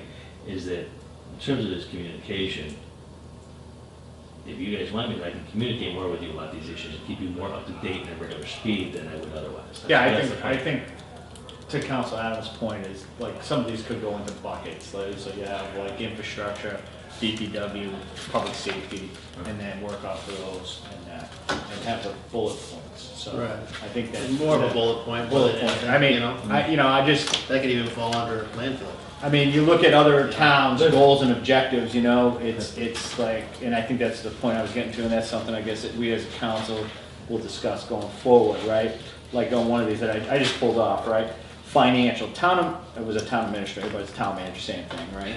We'll work closely with the head selectmen, but we'll work closely with council, financial, you know, our finance manager, the subcommittee and accountants, right? And providing financial leadership, that is the goal. And then the objectives under it is, you know, begin pre-planned activities for bond rating proposal, present a capital budget to the town meeting, present financial condition report. Those are the measurable things that I think we have to develop to your point of fiscal management. I think that's the point I was getting to. So that's one, you know, human resources, right? It's same thing, you gotta work with conduct negotiations, then quality of life, it goes quality of life. And how does the support programs to improve quality of life? So that would go under substance abuse programs, seeking people out for appointments, you know, planning economic development, you know, it talks about affordable housing, you know, whatever it is, but, so, economic development, we know Franklin Realty is gonna build a project, so work, you know what I mean? I think those are the things that we'll have, as a council, we'll have to start thinking to develop as those objectives, but, you know, it just says the town, so here, the town manager shall actively participate in the planning process, especially with regard to housing, economic development, open space, historic preservation, and transportation enhancements. That's the goal. And then under that, listed all of those objectives. And I think that's where we'll work as a council to specify those goals based on what you've presented to us tonight, and maybe brainstorm some objectives as to how is that going to be, how would we like to see it accomplished, and collaborate and bring that forward. So, Mr. Chairman, one of the, and I was trying to develop, a lot of the things that are on here eat up a lot of time, a lot of what I do on a regular basis, because they're big project-oriented things. So I wanted to kind of give you an understanding of what the big picture stuff was, and the definition. For instance, I think we all know, the ones that have been here for a long time know the budget process, because they know when I have to provide the capital report, we have to have a public hearing on it. Those are all processes. And I guess in my mind, you guys kind of see them as I develop them, but we could put the timing of those in, but that's sort of by charter when we do that stuff. I mean, it's a regular part of our charter timing. So does anybody have a comment? I don't, see, I'm not so concerned on timing as opposed to measurability. Okay? It's, are we gonna define these objectives to the point that when I, personally, and we as a team, individually, because we don't do those evaluations collaboratively, right? And my ability to say, yes, I can see that he hit this benchmark. Was it great? And I think for me to give out a 5 on anything, it would have to be that wow factor. I'm totally blown away that this was fantastic, or, you know what I mean? So I think that's what we'll talk about going forward as to how we're gonna define those objectives. Anybody have a question? Counsel. I'm ready. Yeah. Thank you, Mr. What's that? Chairman, through you. He beat you. No, I don't have any more, I said. Good with most everything you said there. I think that moving forward, one way that helps me to consider what you've said, because I think I did the same thing. I went to 7 or 8 different towns, looked at their goals and objectives, Winchendon and Ashland and Barnstable and many others. You read one that I read without a doubt, honestly, Mr. Chairman. But visualizing, how does this go together? A Word document doesn't cut it. It'd be nice to have a table. You got a goal, bullet points for objectives underneath, very easy to measure. Check it off, check it off. Delay with this one, all right, you get a 3 instead of a 4, or a 1 instead of a 5, whatever the case may be on a val. But setting those goals and objectives, this is adequate, but it ain't good enough for me, and it shouldn't be good enough for anybody around this table. So I think that, as you've said, I'll take it a step further. We added some time components last year because there were some things that hadn't been accomplished, although they were dictated by charter in many years, from town managers long before Mr. San Angelo. So I don't have a big problem assigning time components to certain things. Certain things. Measuring is absolutely more critical. You've got to have measurability, so I'm with you on that. The other thing I want to just throw back to here is its format. It's how do we develop these goals and how do we visualize them? When you're looking at a list, that doesn't do anything for me. I'd like to be able to say, hey, and I'll just show you one that I printed out, and I forgot to go to my printer before I came here. You got a table. You got your objectives, you got your action items on the right-hand side. It's so easy to go and look at them. We ought to be thinking about those things instead of just brainstorming them. I think a lot of us have already done that. So I hope this council will consider that when we have our next meeting. I mean, I'm happy to, at some point, whip something up and share it with you when we have this meeting, or ask the chairman to put it in the packet. But we need to look professional in the way that we're developing it. I think that we need to agree with what we're putting forward. And like the chairman said earlier, it's got to be collaborative. Council goals and objectives have to be in partnership with whatever we've assigned the town manager to accomplish. So, one other thing that I wanted to throw out there is, before we move on, I'd like to request a recess, because I think at some point I need to have a restroom break, and I'm a little overloaded after 2 hours sitting here. Yeah, I know 2 hours, so I guess I didn't plan on a 3-hour, 4-hour meeting tonight, so I think this was a good first step to say, okay, we know what Ron's thoughts are, and now I think it's up to us now to go back and say, take a look at this. I think we've thrown a lot of things personally on the table here. Go back and think about it and reflect on it and say, okay, this is where, do that research like you're saying. If you have a table, I'm not a computer guy, so to put something like that together, it's beyond me. But I think it would be a nice way to action items, specific action items, and then we bring back some of those action items and thoughts. So, just a question, so I gave you guys kind of a framework to start working from. What else do you want from me at this point? You want anything else from me? Or you guys want to start from this? Is there anything else you'd like me to do for you? I mean, I can give you some of the details behind the timing of doing the capital improvement plan and some of that stuff, but do you want anything else from me at this point, or you just want to wait till you guys put something together and then we'll talk? What do you want from me? We'll go to Counsel Daniels. Through you to the town manager. Yes, sir. I think it would probably be good for you to sit back and start to maybe break some of these down into SMART goals and create the measurable objectives that you feel that are reasonable for you to meet. And I think that by doing so, it'll also, in your mind, begin to create an action plan for you for the year. And that'll set you up so that as you begin to focus on and see the action plan, I think it'll open up some avenues and possibility for you to move further in directions that maybe you're not seeing right now, because this is broad. I agree, some of this does seem to be ongoing rather than new. And that's okay, there's a lot of issues in town that are ongoing anyway. But I think that it would probably be good for you to create an action plan that we can look at, because we're gonna be creating our own action plan. And as Councilor Nash said, we need to integrate, we need to work together. So through you, Mr. Chairman, some of you are familiar with the project plan I did for the master plan, which is the same thing. It sets the goals and objectives and defined tasks underneath it. And I took that project plan, I gave it to you in a Word format. But I can do the same kind of thing, put it in a master plan goals and objectives and set up the objectives underneath it and stuff, and maybe throw some timelines up. I can do it the same way you did the master plan. If you guys want me to do that, and I'll give it to you in that format. And that takes you out of the computer, means of changing. And then once you guys give me a final plan, what I'm going to do is take what you did, put it back into the master plan, and then my project plan, and then I'll have it all in a project plan format, so with tasks and stuff. So I can, and that's something I'm good at, so I can just do it for you. That part of it. Councilor Clark?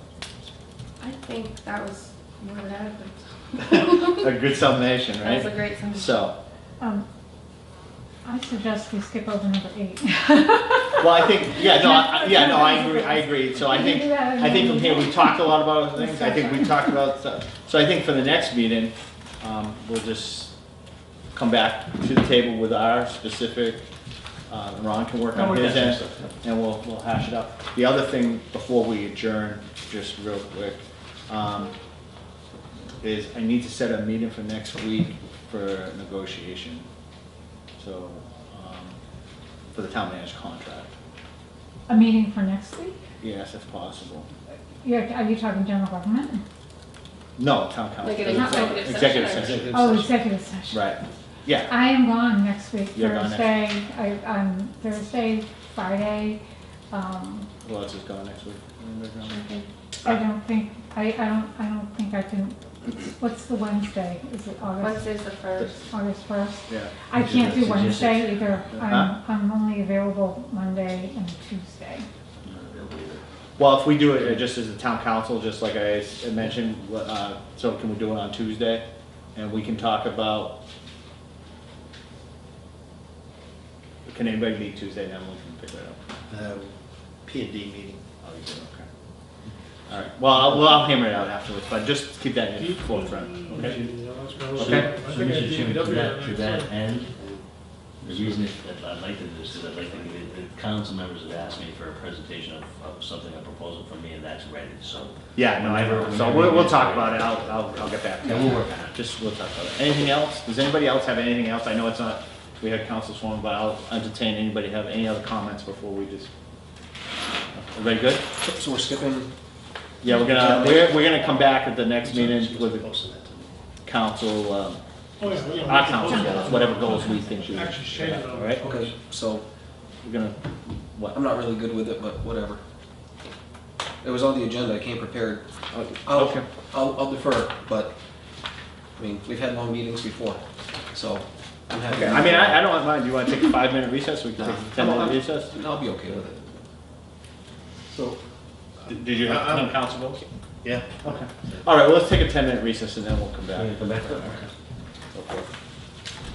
Well, 5 minutes, let's take 5 minutes. I Is it have 10? to, It's 10. just so you know, I have to leave pretty soon because I have to get my dog from work. Okay. So, not my 14-year-old. Chairman, I'm Yeah, happy. say, wait a minute. Your wife. Well, no, we can, Nothing against the law. we can, No, no, it's no, against no, the- It's a dog. Yeah, it's not against the law. we can just talk. No, I nothing have against the 3 law yet. daughters. I have 3 daughters It's and not 3 against the law. I sons. made my daughter work since 10 they were minutes. like 5, cut the lawn and stuff like that. So I'm not gonna be here for the full discussion.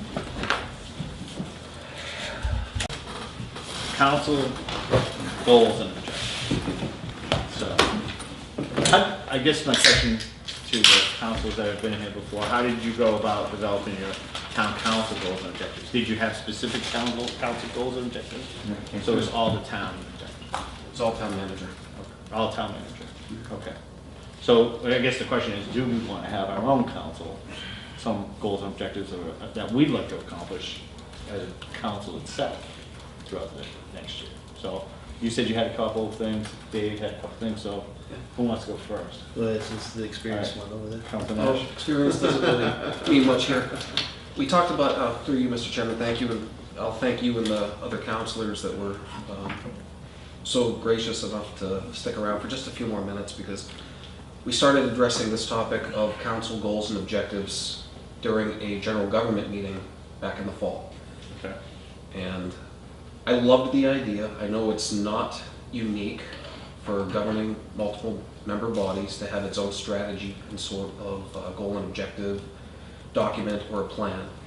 So I spent some time back in the fall researching what other communities do, and I loved the idea because, like the chairman has said, it gives us an idea, a visual, a roadmap for what the council wants to accomplish, and it doesn't need to be a reflection directly of what the town manager's goals and objectives are. We have work that we should do, but we also should have a plan so that we know what we're working toward. What's the real ultimate goal? What's the big picture?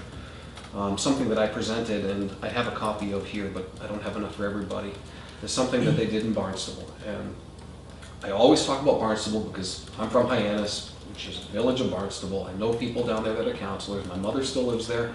I look at their annual report. It's the one that I judge you by when we get ours. I go back there all the time, and their strategy documents a really nice, simple format. It consolidates a whole bunch of different topics: economic development, I think they have something on environmental, they have stuff on infrastructure, water, wastewater, whatever the case may be. But it gives us something to look at and something to work toward. It isn't just giving us an opportunity to be reactive. We have some end game. That's really what I'm driven for. I want to have efficient meetings. If we're always reactive, what are we really getting done? We're just putting out fires, and I don't want that crap anymore. So, and that's not to be negative toward any past council. We have had a lot of work to do, there's no doubt about it. But we've got some energy with this council, I believe in my heart. And we have some really good people. We have experienced counselors, especially in the likes of a couple that have been on for 2 terms, or working on their 2nd terms. And then some new blood, and some young blood, and some pain in the neck blood. And I know that's quite a conglomeration of individuals. But why can't we establish something that we all want to work toward and start building some rapport to have a little different feel and look to this council? All these things come together for me in my mind and say, hey, let's work on a strategy. These are the segments that we want to investigate. These are the sorts of things we want to talk about. They don't have to be, in my mind, as specific, measurable, actionable as town manager goals, but it's something that we can look to and say, hey, this is what we're working toward. We're going to give this council a good image, make the community have a little bit of faith that we're putting together plans to get things done, not just for ourselves, but with the town manager, with the departments, to attract new business. Ultimately, we talk about economic development all the time. Does anybody here have a plan that really incorporates fixing the schools, fixing the roads, attracting new businesses? They're all very symbiotic. They need to go hand in hand. Let's talk about those things. So I'm happy to bring up and pass around, and I'll leave a copy with Mary for the minutes and for record, what I had envisioned as an example from the town of Barnstable. But I also have 3 pages of notes that I brought up last year. I won't read through all of them because I promised that I'll make this short. On top of that, strategy, goals, and objectives, I think it would be very wise for this council to go back and revisit the town council rules and the regulations. They're a mess if you ask me. Again, nobody's fault. but they've just been amended, amended, and amended. They're incomplete, there's inconsistent word, and we talk about a chairperson, a vice chairperson. We don't give any real direction on the subcommittee. I'd like to see a little bit more consistency in that, so. The most recent version was adopted April 9th, 2018, if everybody doesn't have them. We did start attacking that in general government, and quite frankly, I just threw my hands up at one point at the end of the year, because we had enough other stuff going on. But we have some invigorated people here. I think it's worth looking at. On top of that, some bullet points on my brainstorms. And just so you know, this was called a brainstorm. It was about town council goals and objectives. It went hand in hand back in the fall with the town manager's goals and objectives. But some of those things that I would have thrown out to you about what we as a council ought to be thinking about.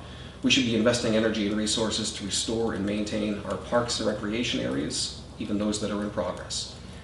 Fill the vacancies on the boards, commissions, committees. That's not a town manager role. Yeah, his office administers and makes recommendations, but we ought to be the ambassadors. I've said that before.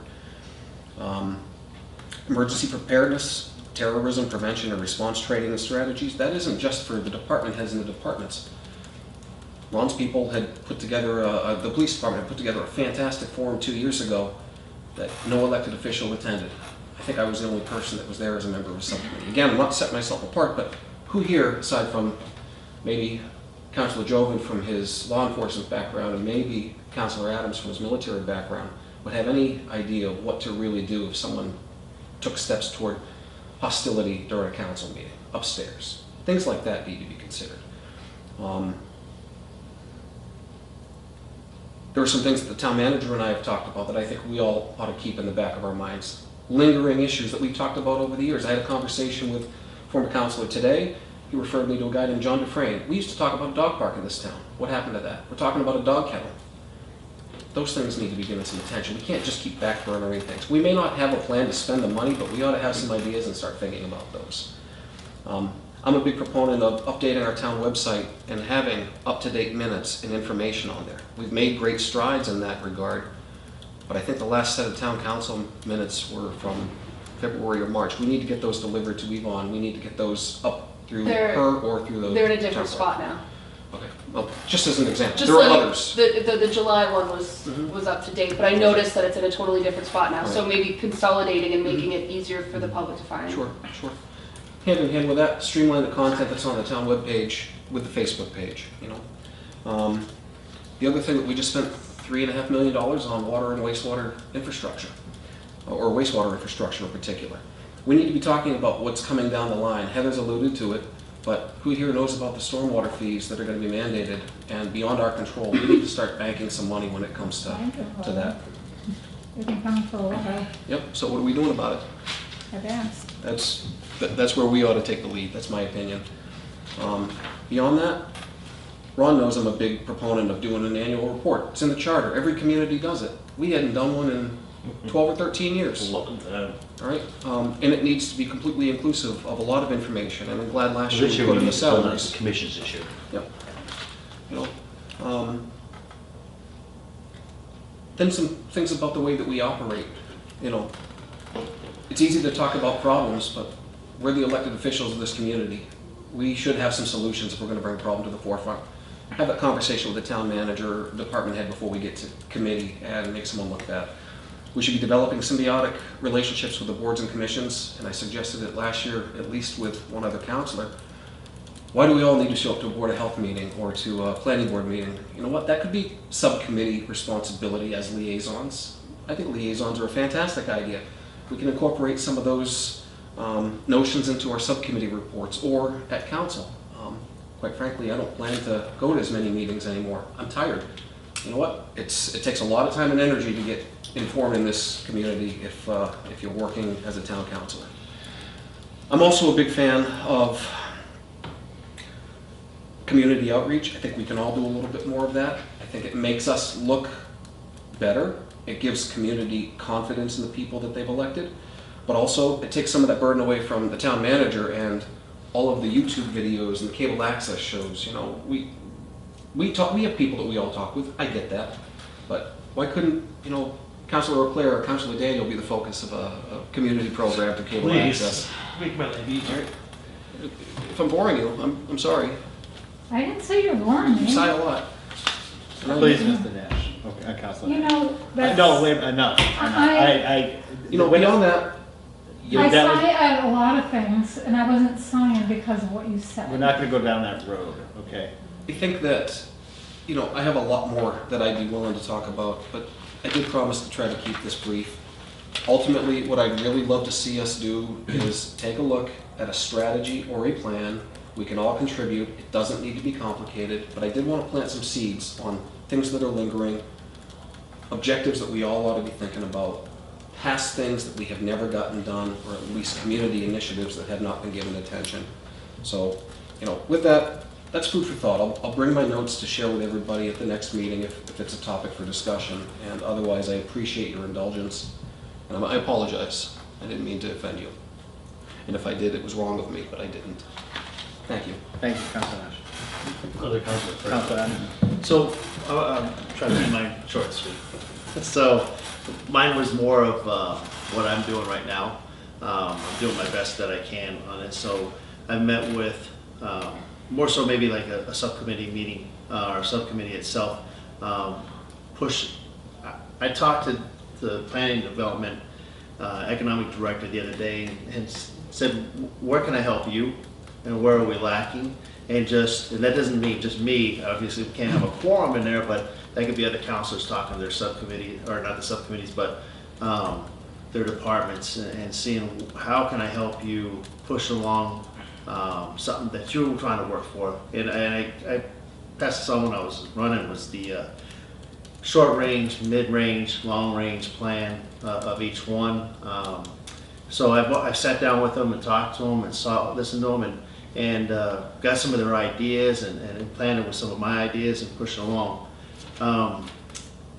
Communicating better with each other a little bit and setting an example, leadership by example, some things like that. Like for my economic development would be more like advertising. You know, what goal am I setting for myself here to help them out? So one thing that I brought up to the town manager was advertising. We have no budget for it, but social media is the way of the future, and it's here, it's now, and how do we use that to benefit us as counselors, us as the town? Pushing out the information, helping with the business partners, communicate with other people, and that's just not social media, but that's on the 6th I meet with at the senior center during bingo with those guys. The chair and I talked about doing a town hall, like a little meet and greet with them as well, going back to the basics. Other goals, just outside of P&D, but like road improvements, how do we go about doing that? How can I help? How can I push that agenda? And help other subcommittees with that. Besides that, you know, I've got quite a list here, and I didn't want to keep everybody, but no, those are some of my ideas that I have right now that I'm already working on with the other people. Yeah. Councilor Nash. Thank you, Mr. Chair, through you. I guess I do sigh a lot, and I apologize for that. You didn't offend me, so that's the nature of the game. But for the goals and objectives, I mean, some people have the time to do a lot of the things that you suggested with the TV shows and all this stuff. I mean, there's some people that have that time. There's some people that work. There's some people that work 2 jobs. There's some people that work 2 jobs, or they go to school full time. Everybody has a busy life. And I understand we want to take some of the pressure off the town manager, but that's what he gets paid for, to do his job. I understand what you're talking about, getting out there, pushing things, letting people know, making them informed and stuff. But, you know, I don't have a lot of time to do a lot of the things that you're saying. My life circumstances have changed over the last year and a half. I mean, I'm in it. That's it. I'm working 2 jobs now. I am working on my education even further than what I already did. And I'm still a parent, you know, to a minor child. So I don't have all that time. I have enough time for my subcommittees and hopefully other subcommittees. I try to make the time, but there's just times I can't do it. And I do not have that time to put out there on some of the things that you have suggested. I'm not saying they're bad ideas, but the town manager, that's his job. So that's all I'm saying. Thank you for that, Councilman. And of course, everything is life balance, you know, and I think that's why you have a team of councils, not just one, is that there are certain councils that may have the time. I certainly work 2 jobs. I go to school as well. I applied for my master's program, so I understand that, and we have to make those choices for balance. But still, and you still have a passion to be an elected leader, and that's what you're doing, and you do a fine job of it. So I think it really is, when I say goals and objectives, I take what Councilor Nash says, what Councilor Adams has said, and I think my thought and what I tried to say is, what is our council's vision of the town of Southbridge? As a team here, what do we want to see Southbridge become? You know, it's not the town that we grew up in. Very clearly, it is not the town that we grew up in. For the younger members, the people that didn't live here, it is vastly different town. But we can't live in the past of the AOs, as Coach Patino said, you know, those guys aren't coming through the door. Well, the American Opera is not coming through that door. So how do we have a lot of issues in town, right? We have the infrastructure problems that we have. We have high taxes. Our tax rate, we're close to $25 where we're gonna be at the cap of 2.5%, correct? We're over 20. The max is gonna be what, 25? We're pushing that. We're close. We're getting closer. We're pushing that envelope. So we have to really prioritize and develop a sound fiscal plan. And I think that's where we as a town give guidance to the fiscal plan. And so when I say goals and objectives, what do we want to be? Where do we want to go? How do we want to get there? So that's my thought. Did you have something? I'm good.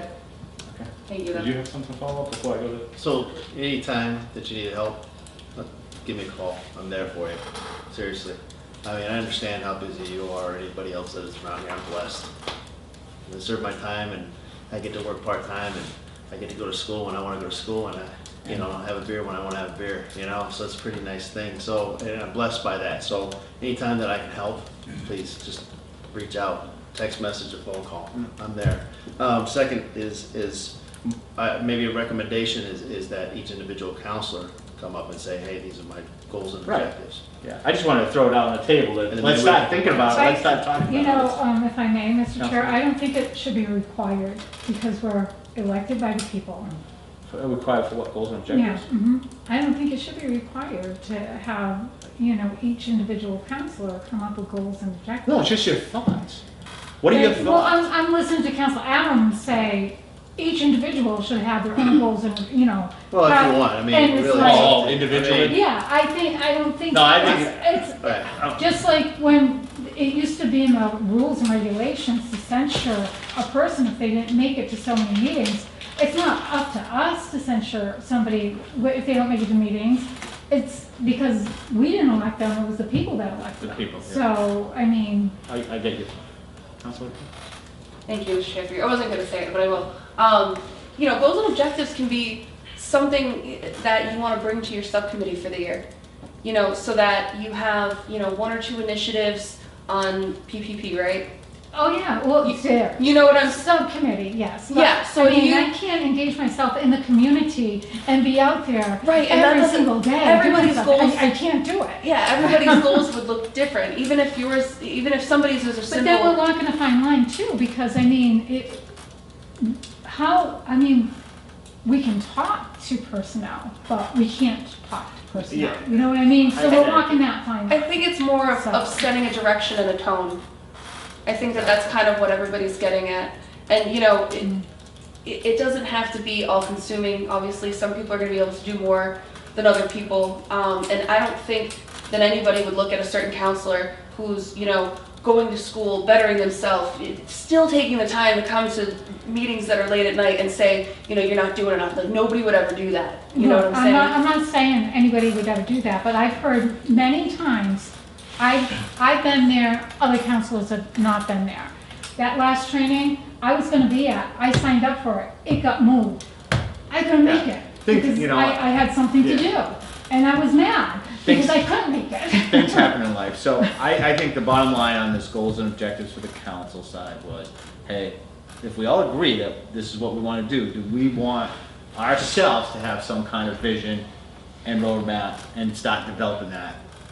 So that we can leave some kind of legacy for future councils, that this is how we wanna see the town move, you know? So if I could, and I'll try to make this brief, right? So when I came here, Sean and Espan were the chairs at the time.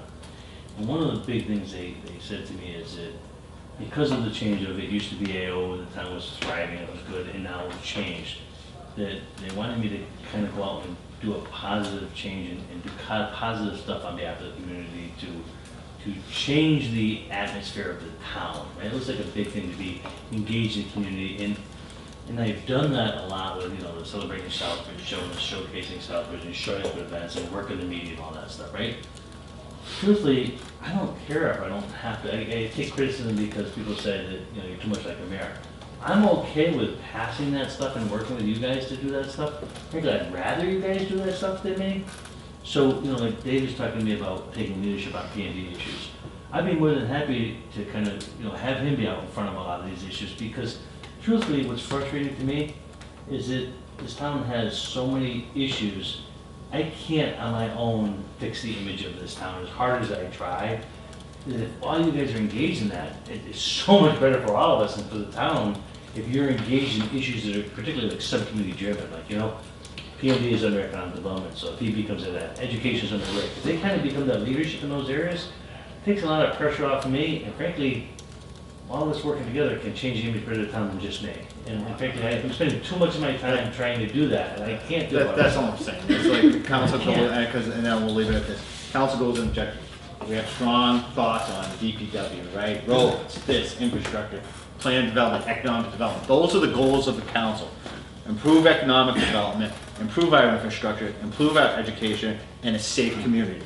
Those are the 4 goals I see as the council. Now, what are our objectives, how we're gonna get there, but that should be the vision. We want a strong, safe community, and let's talk about that. Now, just throw that on the table, let's talk about that moving forward.